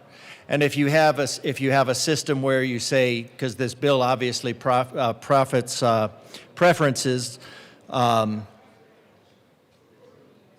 non-accountable profit organizations and non-audited government organizations, some of which are run from this very room, that you could have a project over here that is given preference to one of those organizations that that funnel money back into the political process, and then choke somebody else out. So if you're going to do this massive rezoning, how are you going to ensure that this is handled on an even basis without overwhelming? Because you're saying you have a position that a project could be denied based on the infrastructure's inability to handle it, but I don't see the mechanism that says the zoning won't happen. And that zoning really should be equitable across the board, that it should apply to everybody, and that it can apply to everybody, that every property that is applicable, it should be handled. Is that something that is based on this, or is it, it's just a fear, and that we're supposed to have this debate and discussion? Is it something where first come, first serve, and then everybody else, those projects that are in the queue for this, that have already lined themselves up with favorable zoning or preference, are they going to be choking people out that would otherwise be zoned, but then can otherwise not handle the infrastructure, can't handle those additional projects? Because with that, which is what seems to be the case, because either you take this to its logical conclusion and you collapse the grid, or you have to preference those people that have their projects already queued up, ready to go because they knew this bill was coming, and then focus on those, and then to the exclusion of others, which again, I think would also be illegal, but then it would be something where you've screwed up the zoning statewide based on the state being your personal subjects. Representative Johnson. Thank you, Madam Chair. And thank you to the sponsor for the question per page 8 on where this is, lines 14, 16. My question, and this is why I like this amendment, is while it says provider, the amendment really clears it out and says what would deem necessary or not necessary to have a project. Water flows. Water is taken from one area to another all the time. So while a provider, whether it's not funded, if it exceeds its treatment or infrastructure capacity, my concern then is, are we going to infringe on someone else's water rights that are already allocated, whether they're first or second in right, and we're going to pull from another water source to then fit this need. So I like this amendment because it really does say if the infrastructure can fulfill it.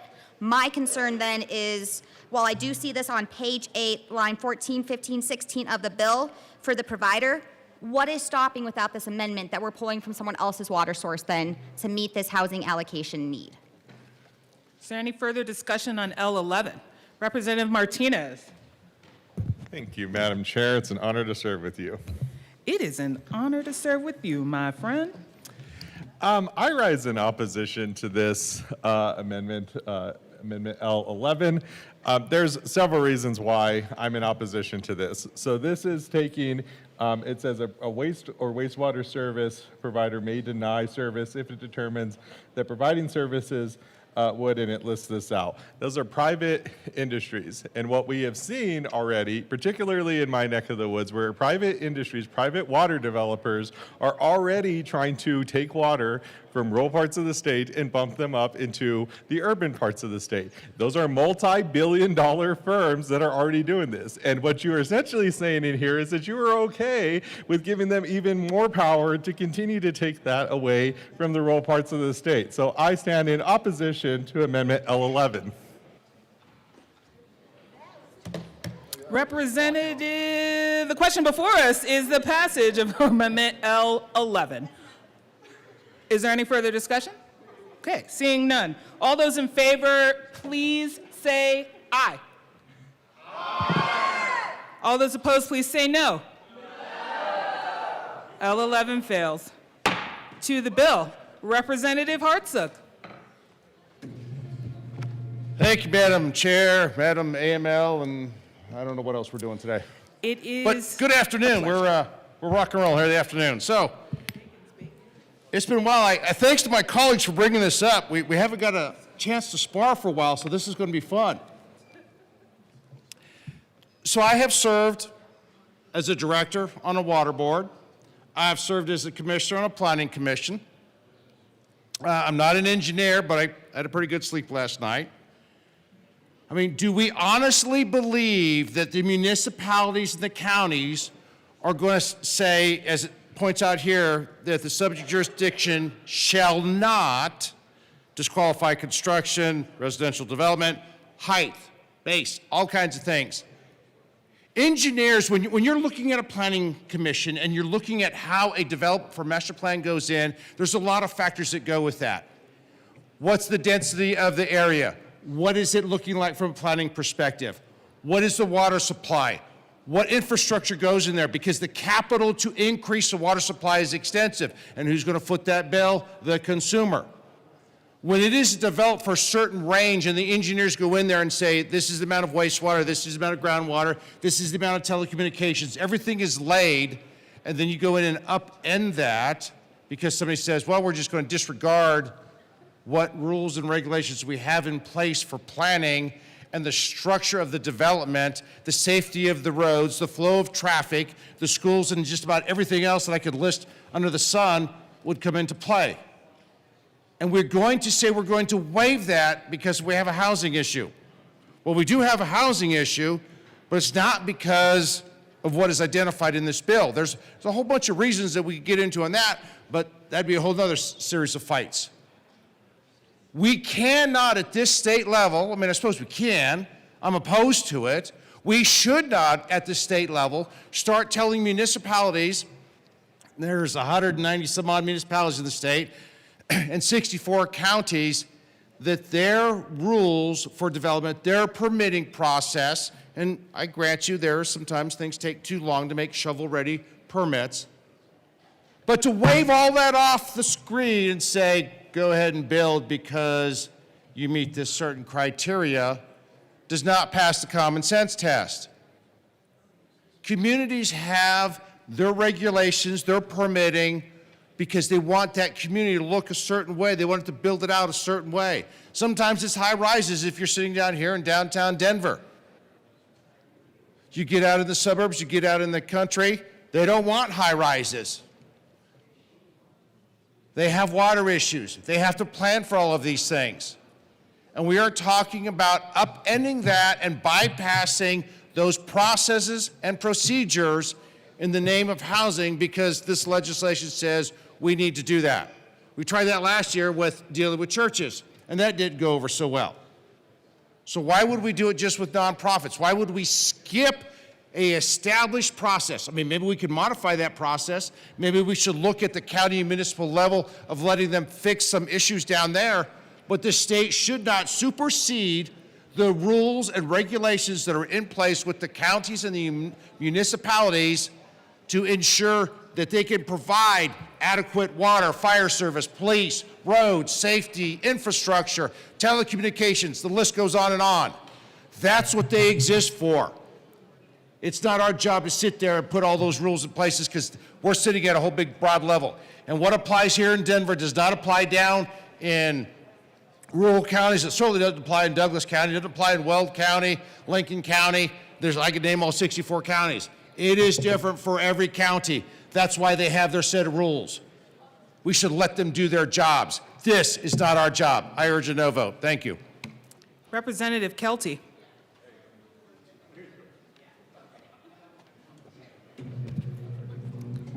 Thank you, Madam Chair. I agree wholeheartedly with my colleague. So let's talk about what this bill does. Let's talk about some key notes about this bill. Destroys local control. That couldn't be stated even stronger. It overrides local decisions. Like my colleague just mentioned, decisions in Denver do not match what decisions in El Paso County, do not match decisions in rural areas. Those are areas that their local control are able to plan for and set up as far as their citizens are concerned. You want to take a state mandate and apply it across the board where it just doesn't match. The puzzle pieces do not come together. Eliminates public input. Talk about taking away the voice of the people. When you don't allow your people to actually have input to what goes on in their own communities, you're going to have, the people will rise, and you're going to see it. You're going to see it all over, all the way down to the voting polls. We need to allow the people to make the decisions. We're not here to be the boss of the people. We're here to represent the people. And I can tell you the people of my area, my district, who I've talked to about this, and they have been contacting me over and over and over about this particular bill. Mad. And I'm not talking just Republicans. I'm not talking about just unaffiliated conservatives, Democrats as well. A neighbor of mine who's very, very, very, very, very Democrat with a capital D is mad. She thinks this bill is absolute garbage in her opinion. And honestly, I agree with her. We cannot start imposing the state views and views of Denver on the rest of the state of Colorado. Denver is Denver. If you want to impose it on your Denver and you want to impose it in your districts, go ahead. But leave mine alone. There's no guarantee for affordability. That's 100%. When you take areas that have no water, that don't have the infrastructure, and now you're cramming people all in these little areas that was never planned for before, who do you think is going to pick up the bill on that? Do you think the owner, the landowner is going to pick up that bill? No. You are. The people of Colorado are going to take up that bill. They're going to be paying through their nose, through taxes, even more taxes or fees, or however you're going to sneak the money out of their pockets. And that's what's going to go to pay for this. There are unintended consequences, or maybe they're intended. I don't know. But I can tell you, this bill is going to be devastating to the state of Colorado. It's going to lower people's property taxes. People do not want to have tons of people crammed in the neighbor's backyard when they bought their property for a specific reason, and now you're going to make it to where they're going to possibly even be unable to sell their properties. This bill is a mess, and honestly, this bill should go to the ballot. This should not be for us to decide. This should go to the ballot so the people can decide. This is far larger than just the 65 of us. So I'm asking for a no vote on this. Allow the people of Colorado to decide on this, not just us, because it's their voices that we're taking away. I'm asking for a no vote. Members, the noise level is rising. If we could keep our conversations lower or take them to the side. Representative DeGraff. Did you just say it's getting loud in here?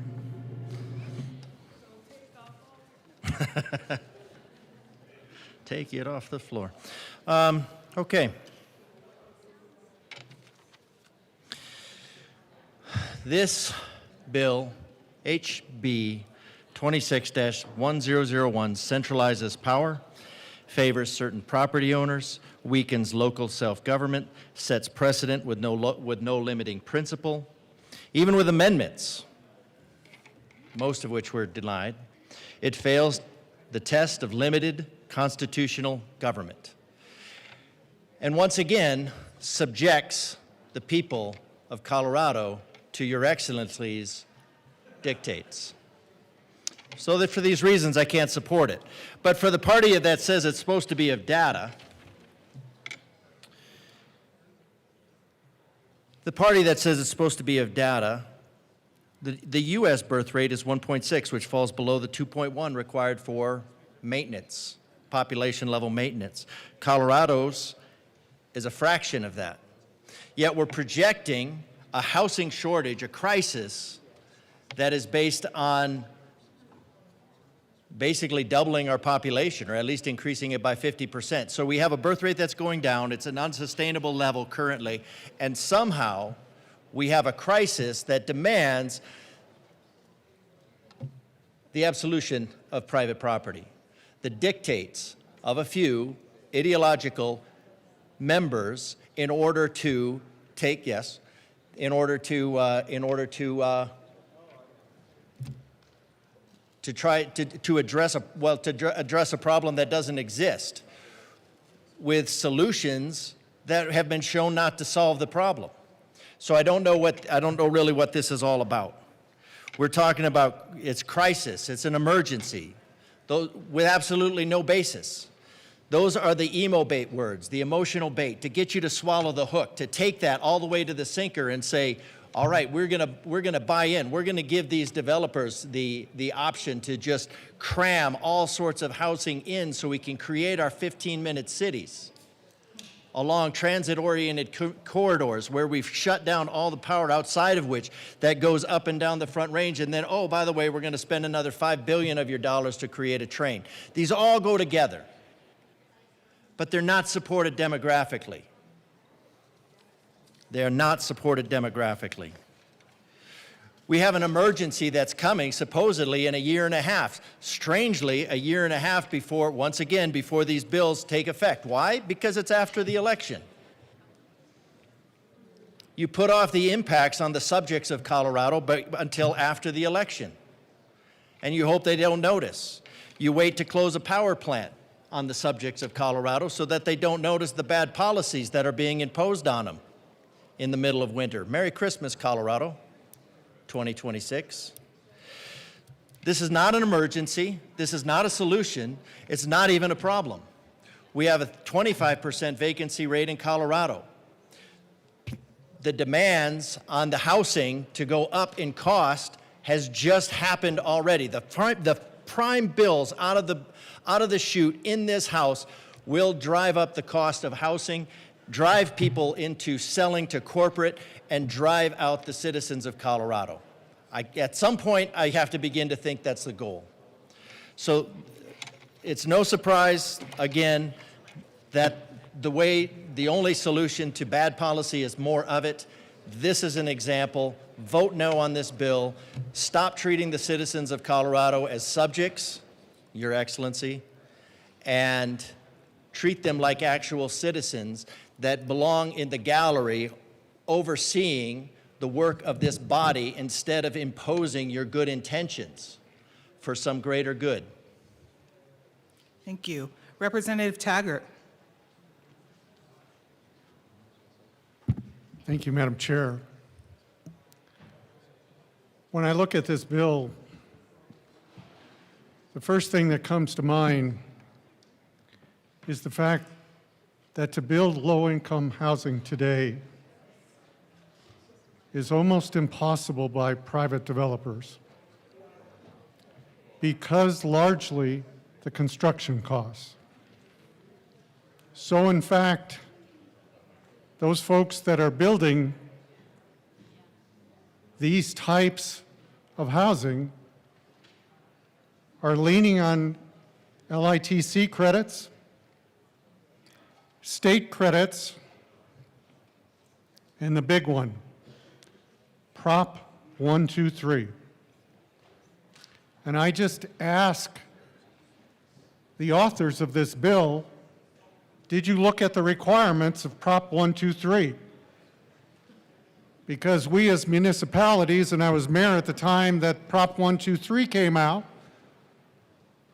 for our applications, we had to agree that we were going to grow our dwelling units by a minimum of 3% a year, or we did not qualify. Now, we could do that over a period of 2 years because of the fact the state recognized that it was going to take some time to get projects off the ground. I don't know about you guys, but I don't know of a municipality in western Colorado that isn't applying for 123 funds. And they have an incentive, a positive incentive, to grow the dwelling units in their community. Likewise, LITC participants want to grow those as quickly as they can, but there are only so many tax credits available through our federal government on a yearly basis. And so most housing authorities usually have to skip a year, and in some cases skip a couple of years before coming back for more applications. So we have the incentives out there between Prop 123 and LITCs. Every one of our municipalities understands that they need these dollars to help these developers because these projects don't cost out without help. So I ask the question, why do we have a need for this? We already have the positive incentives out there to make sure our municipalities are looking at this very carefully. And now we got to put some additional restrictions that are not necessary because the incentives are already there. At a certain point, we got to leave things alone. This is just not necessary. I'm sorry. Representative Wu. Thank you, Madam Chair. I stand in opposition to House Bill 1001. My counties oppose it. That's Weld and Boulder County, both. And there's many shortfalls, and we've heard multiple shortfalls today, but I'm going to focus on one. I have a serious issue that this bill eliminates the traditional public hearing, that my constituents, your constituents, cannot go before their local city council, their local town board, to listen, to ask questions. It totally eliminates that aspect. And that's a big problem. I think about a real life example, maybe a family, maybe it's your parents. They're going to purchase a home to be near you. They're going to purchase a home in your town or your city, they want to see their grandkids more, they want to be next to you, and they find their dream home, they're ecstatic, and then in 3 weeks, they wake up to construction. They wake up to loud trucks backing up. They wake up to skill saws buzzing. They wake up to constant hammering. And they can't believe it. They didn't know of any public hearing locally. And they contact their legislator. They contact you. And they say, did you know about this? I can't believe this. This didn't allow us time to speak. It didn't allow time for us to ask questions. We couldn't raise safety concerns. I just don't know how we would respond to that. I know how I'd respond. I'd be pretty appalled if I voted for this and dealt with that. And obviously, I think many of us agree we could use some more housing in the state. But I do believe we can do it without silencing. We can do it without preferential treatment. We can respect transparency. We can respect fairness. And we can most certainly respect the people we serve. We can do much better than this bill, and I hope that we choose that right path. Representative Flannel.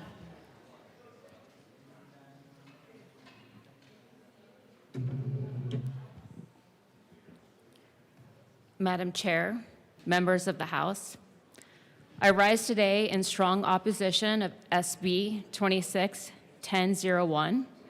This bill is being sold as a solution to Colorado's housing challenges, but when you look closely, it does not solve the real problem. Instead, it takes power away from local communities, weakens public safety, and fails to deliver real affordability. At its core, this bill is an attack on local control. For generations, Colorado has trusted cities and counties to plan responsibly for growth. Local leaders work directly with residents, business owners, school districts, and first responders. They understand their communities because they live in them. I saw this firsthand growing up. My mom served as chairwoman of the Planning Commission in El Paso County. I watched how much time, care, and public input went into responsible land use decisions. Neighbors were heard, safety was considered, infrastructure was evaluated, long-term impacts mattered. That it was good planning. That is what good planning looks like. This bill tells communities their voices do not matter. It replaces local decision-making with one-size-fits-all mandates from the state. It strips municipalities and counties of their authority over zoning, density, parking, setbacks, and development standards. It turns community planning into a box-checking exercise controlled from Denver. Local control is not a political slogan. It is how we protect neighborhoods, infrastructure, and quality of life. This bill dismantles that system. Even worse, this bill shuts the public out. Major developments would be approved administratively without public hearings. Neighbors would not have a chance to speak. Representative Flannel. We cannot hear the speaker. Counties would not have a meaningful opportunity to raise safety concerns. Residents would lose their seat at the table. That is not transparent government. That is not accountable government. Now let us talk about affordability. Supporters claim this bill will lower housing costs, but there is nothing in this bill that guarantees affordability. In this bill, there are no requirements that housing units be affordable for working families, seniors, or young people starting out. There are no protections to ensure this benefits teachers, nurses, firefighters, or small business employees. Instead, this bill allows favored entities to build market rate housings while bypassing local rules. It shifts costs into surrounding communities while offering no real promise of relief for families struggling to make ends meet. That is not a housing solution. That is a false promise. And finally, let us talk about public safety. Local governments are responsible for roads, bridges, emergency response, wildfire mitigation, water systems, and evacuating planning. They know where congestion occurs. They know where fire danger is highest. They know which areas lack adequate infrastructure. HB 26-1001 takes those decisions away from the people who understand them best. Under this bill, developments can move forward without full local review, traffic impacts, emergency access, wildfire risk, or service capacity. A distant state framework replaces on-the-ground knowledge. That is dangerous. When roads are overloaded, emergency vehicles are delayed.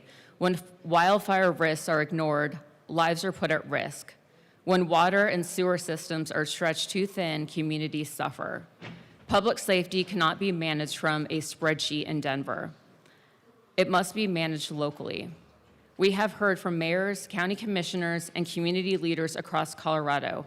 They told us this bill undermines planning, weakens safety, and ignores local realities. They were right. Colorado can expand housing without sacrificing local control. We can improve affordability without silencing communities. We can encourage development without putting families at risk. We can do better than this. HB 26-1001 chooses mandates over cooperation, politics over planning, and speed over safety. It weakens local authority, it fails to deliver affordability, it puts public safety at risk. For those reasons, I urge a no vote. Thank you. Representative Brooks.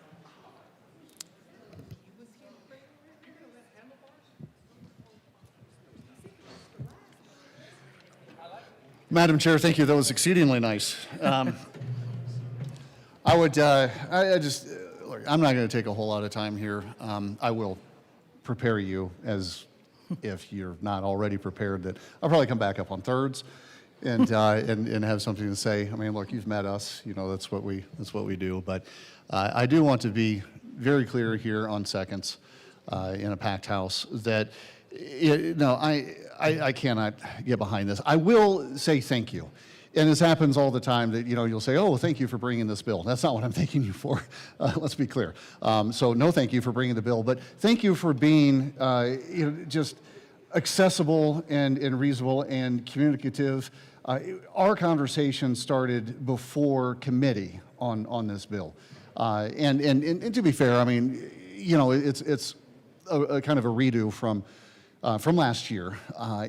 So it's not like it caught me completely by surprise. And I had the opportunity to, which I took and very much appreciate being met, to just kind of discuss concerns.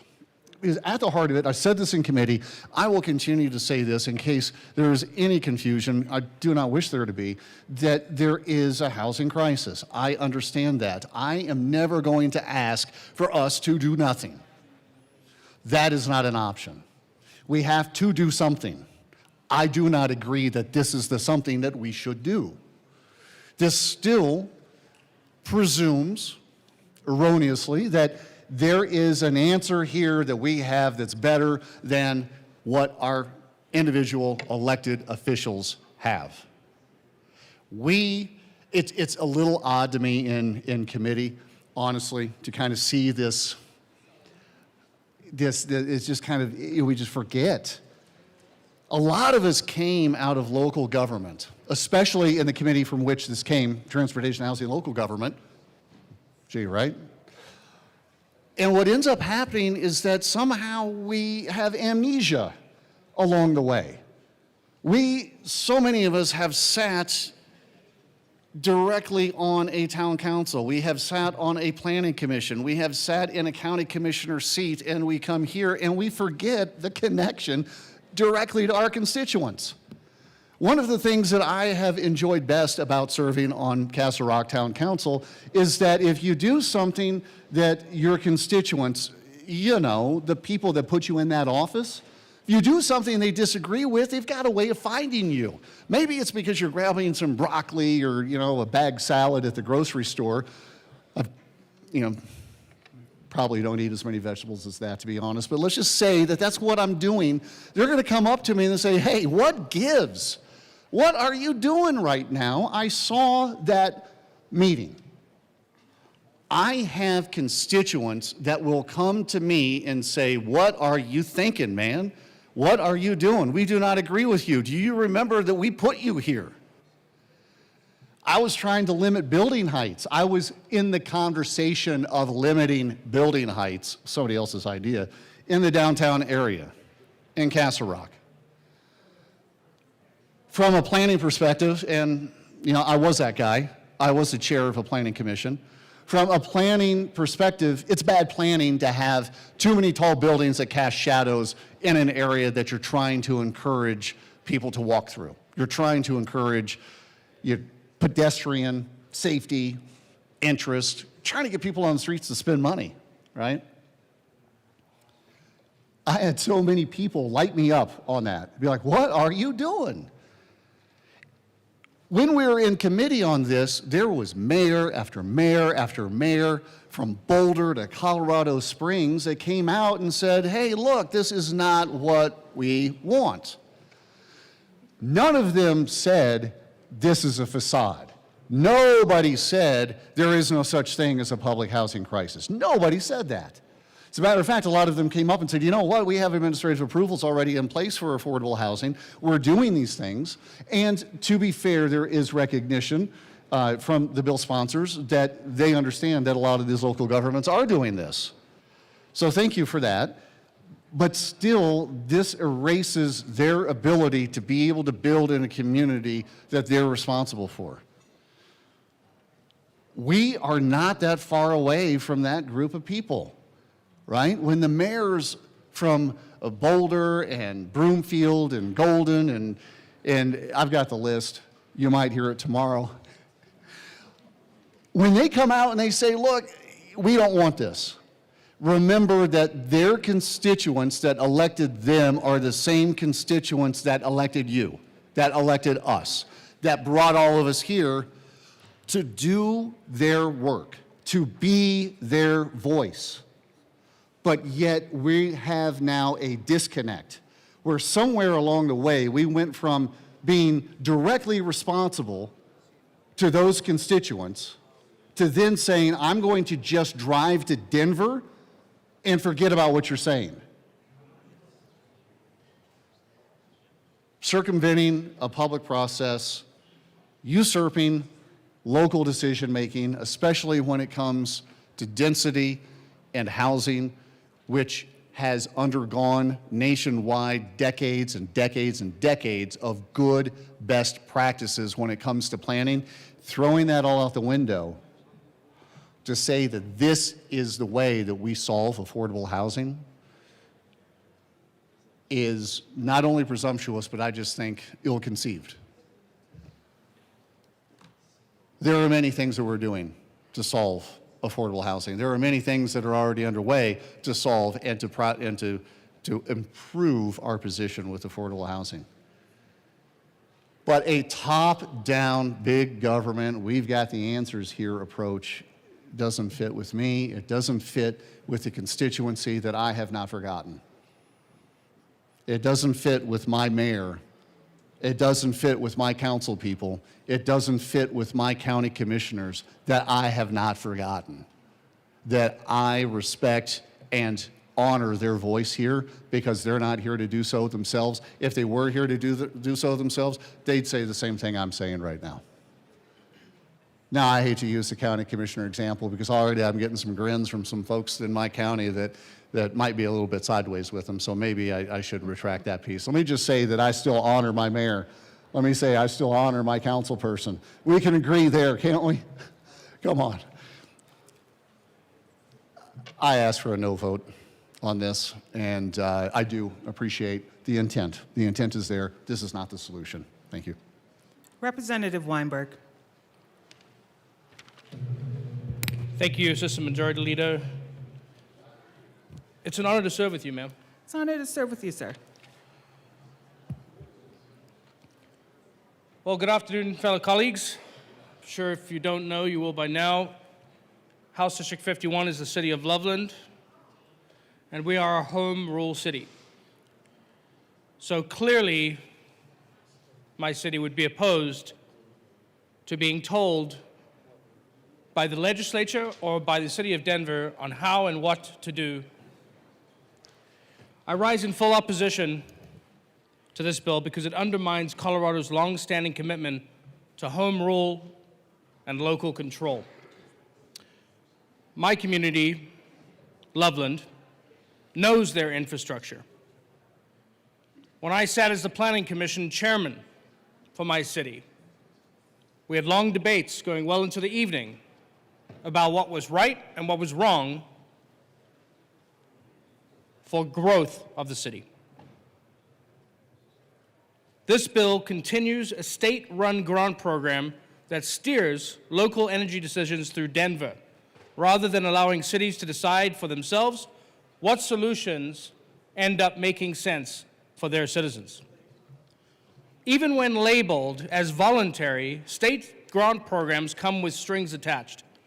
They influence planning, spending, and long-term commitments, effectively pressuring home rule cities to align with state preferences instead of what's more important, local need.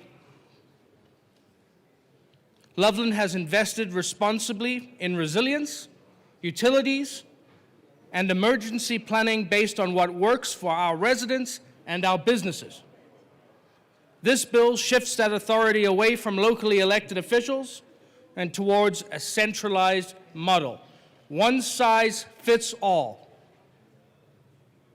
If we truly believe in local control, especially home rule, then we must trust our communities to innovate, partner with private sectors, and build resilience without state mandates or incentives driving the outcome. The majority of us in this room, this will impact our communities head on. And it is our duty and our responsibility to reject such legislation and protect our city councilors and mayors across our state. And with that, I would urge a no vote today. Is there any further discussion on House Bill 1001? Seeing none, the question before us is its passage. I'm sorry? Okay.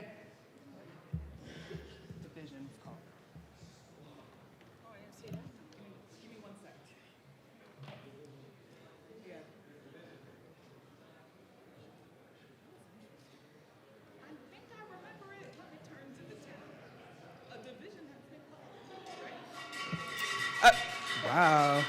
Who needs a microphone when there's a cowbell? A division has been called.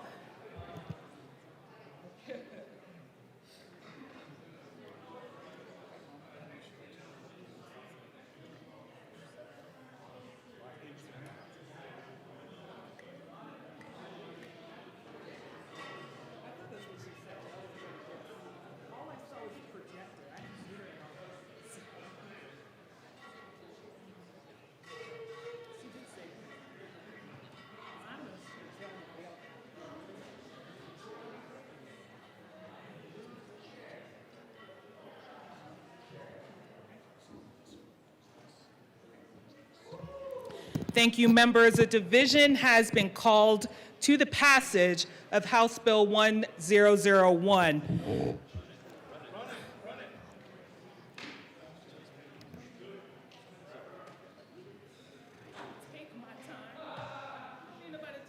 Hurry, I gotta vote.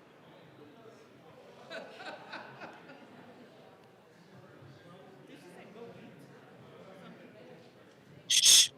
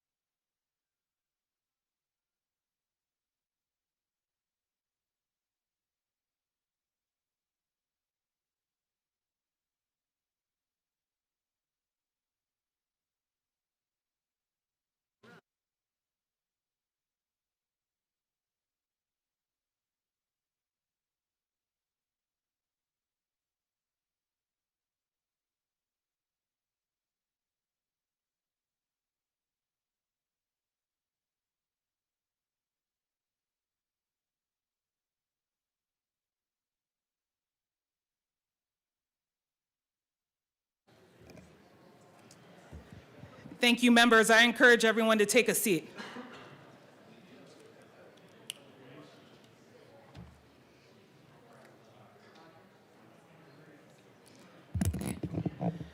Okay, the question before us is the passage of House Bill 1001. A yes vote would confirm passage, a no vote would confirm the bill fails. A division has been requested. All those in the chamber not entitled to vote, please sit and remain seated. All those in favor of House Bill 1001, please stand and remain standing in one place, or raise your hand and keep it raised until the count is taken.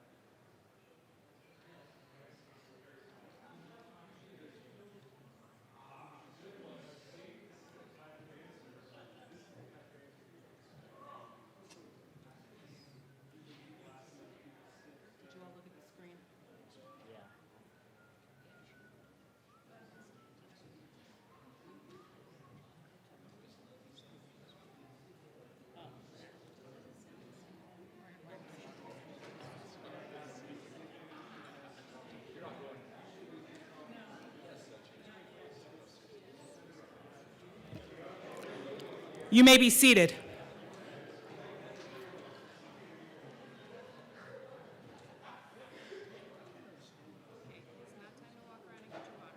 Okay. All those opposed, please stand and remain standing in one place, or raise your hand and keep it raised until the count is taken.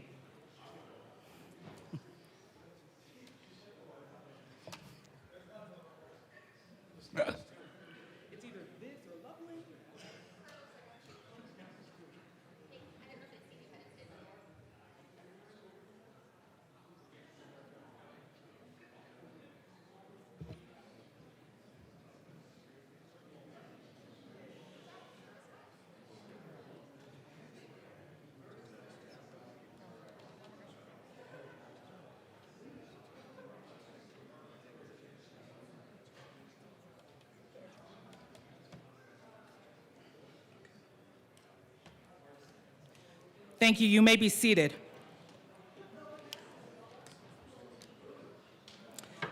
House Bill 1001 is passed. Madam Majority Leader.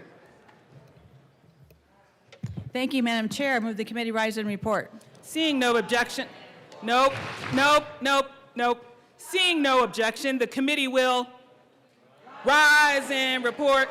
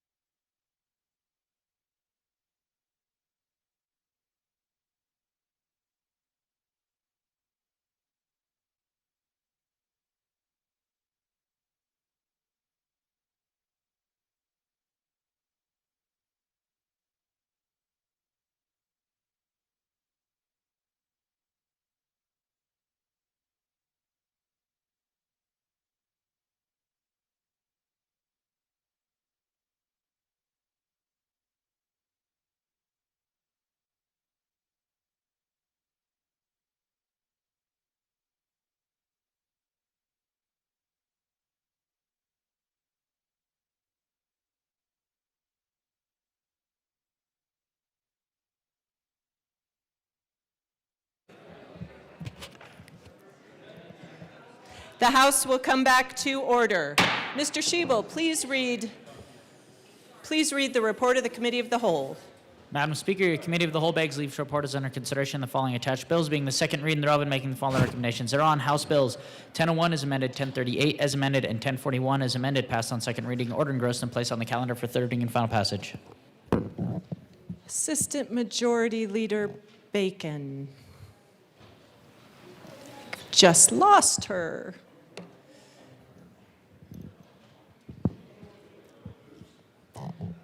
Sure, Representative Brown. Madam Speaker, I move that the committee adopt the report.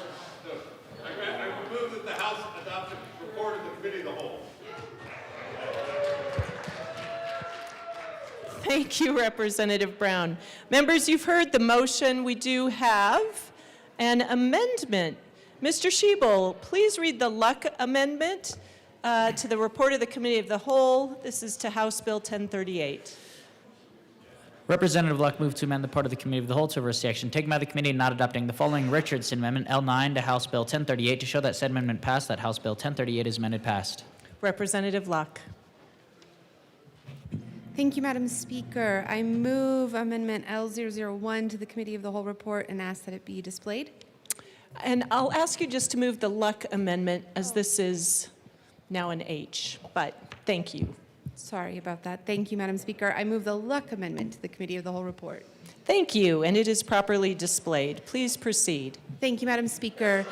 We had a conversation about this bill seemingly hours ago, and basically this amendment just says that while the Supreme Court of Colorado said that under our current legal statutory scheme that the state legislature has created, that does not require us to continue with that particular statutory scheme and prohibit home rule jurisdictions from being able to create their own system for redistricting purposes, that we have the ability to put permissive language into our statutes as relates to this question. I am asking this body to do just that and restore self-determination to the home rule counties, of which we have 2 in Colorado.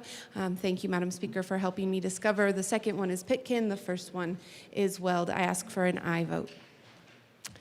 Seeing no further discussion, the motion before us is the adoption of the Luck Amendment to the Committee of the Whole report. Mr. Schiebel, please open the machine and members proceed to vote. Representative Bradley, how do you vote? Yes. Representative Bradley votes yes. Representative Lindsay, how do you vote? No. Representative Lindsay votes no.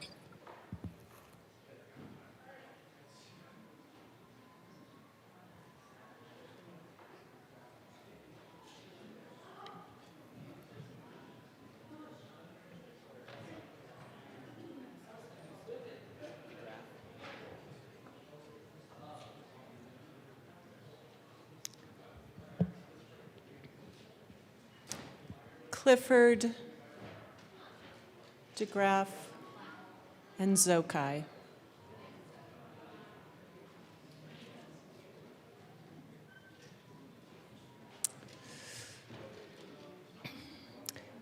Clifford, DeGraff, and Zokai are excused and all receive a $1 fine. We're going to start gentle, Representative. $1, $1.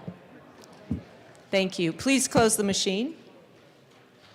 With 21 aye, 39 no, and 5 excused, the amendment is lost. The motion before us is the adoption of the Committee of the Whole report. Mr. Schiebel, please open the machine and members proceed to vote. Representative Bradley, how do you vote? No. Representative Bradley votes no. Representative Lindsay, how do you vote? Yes. Representative Lindsay votes yes.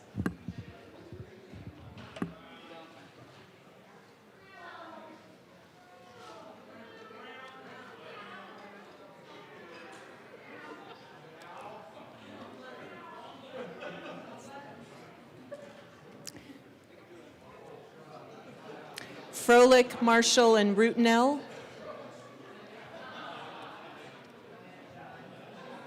Members, we are voting. I'll ask that you keep your voices down. Thank you. Please close the machine.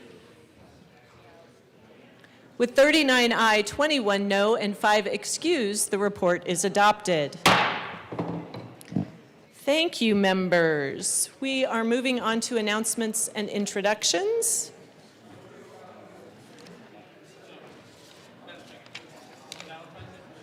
Representative Weinberg. Thank you, Madam Speaker. Fellow colleagues, it's again that time of year, February 14th, Valentine's Day. My city, for the newcomers that are in the building, my city, City of Loveland, has this really cool program. If you're interested in sending a Valentine out, the postage will be covered by our Chamber of Commerce. I will leave cards on my desk here where you can drop them off. You do not need a postage stamp, just need an address, fill out the card, and then put it in the on the announcements desk. There's a little white box that you can drop it in, and our city will take care of everything. Please participate. It's a tradition we do every year. If you have any questions, please find me, and I appreciate you very much. Have a good day. Thank you. Representative McCormick. Thank you, Madam Speaker. I have asked for and received permission to be absent tomorrow. So approved. Thank you. Representative Wilford? Thank you, Madam Speaker. The State Civic, Military, and Veterans Affairs Committee will not be meeting today, so soak it up, friends. We've got a lot on our plate in the coming weeks. Representative Hartsook. Thank you, Madam Speaker. All right. Tomorrow is Military Appreciation Day. I would encourage everybody, we will have a series of resolutions that you will hear in the House chamber. There also is going to be a huge military presence that's going to come around. A lot of that, thank you. I was trying to get your attention. We'll have a lot of veteran organizations that will be down on the floor. You'll see all kinds of food, organizations. I would encourage you to go around, visit with them, chat with them, just learn about the different things that they've done, what the National Guard has done, and then what the active duty folks have done. All that will commence tomorrow. They'll start bringing things in around 7. Most of the stuff will be ready to roll at 7:30, and then when we will kick off here, we'll be gavel in at 9. But I would encourage you to attend that. Thank you so much. Thank you. Representative Woodrow. Thank you, Madam Speaker. Hey, friends. Lively discussion today. The House Finance Committee will be meeting at 1:45 in room 112 to hear one bill, House Bill 26-1004. See you at 1:45 in 112. Thank you. Thank you. Representative Lukens. Thank you, Madam Speaker. The House Education Committee will be meeting immediately upon adjournment of the Finance Committee. In room 107, we will be hearing House Bill 1028 and 1006. Thank you. Representative Hartsook again. Yes, ma'am. Thank you, Madam Speaker. Also, a separate announcement tomorrow, addition to the Military Appreciation Day, we'll have the Colorado chapter of the National Association of Insurance and Financial Advisors that will also be serving breakfast. So you'll have lots of places to get food tomorrow. Great. Representative Valdez. Thank you, Madam Speaker. And House Energy and Environment Committee, we will be meeting today, 15 minutes upon the adjournment of House Finance to hear House Bill 1051 and to introduce the Sunset Review on Compliance Advisory Panel on Air Pollution. So see you there 15 minutes after the adjournment of House Finance. Thank you. Representative Ricks. Thank you, Madam Speaker. House Business Affairs and Labor will meet upon the adjournment of Finance and will be actually meeting in the Old State Library today. So come prepared and right after they adjourn. Thank you. Representative Ryden. Thank you, Madam Speaker. I will be out tomorrow. So approved. No, that was her telling you. Representative Carter. Thank you, Madam Speaker. Today's hidden figure presented to you guys by the Black Caucus is Miss Dorothy Vaughn. Dorothy Vaughn, originally from Farmville, Virginia, began her professional life as a mathematics teacher before answering the call to serve during World War II at the Langley Memorial Aeronautical Laboratory. After the war, she was hired permanently following an executive order that prohibited discrimination within the defense industry. Even while segregation laws forced her and other black women to work separately from their white counterparts, Vaughn broke barriers by becoming NACA's first black supervisor. In that role, she advocated for her colleagues, securing promotion and fair pay based on merit. When NACA transitioned into NASA, and segregation formally ended, Vaughn became an expert in Fortran, programming, and played a key role in the Scout satellite launch program. She retired in 1971, leaving behind a legacy of leadership, brilliance, and quiet revolution. Thank you. Thank you, Representative Carter. Madam Majority Leader. Thank you, Madam Speaker. I move to lay over the balance of the calendar until Friday, February 6th, 2026. Seeing no objection, the balance of the calendar will be laid over until tomorrow. Madam Majority Leader. Thank you, Madam Speaker. I move the House stand in recess until later today. Seeing no objection, the House will stand in recess until later today.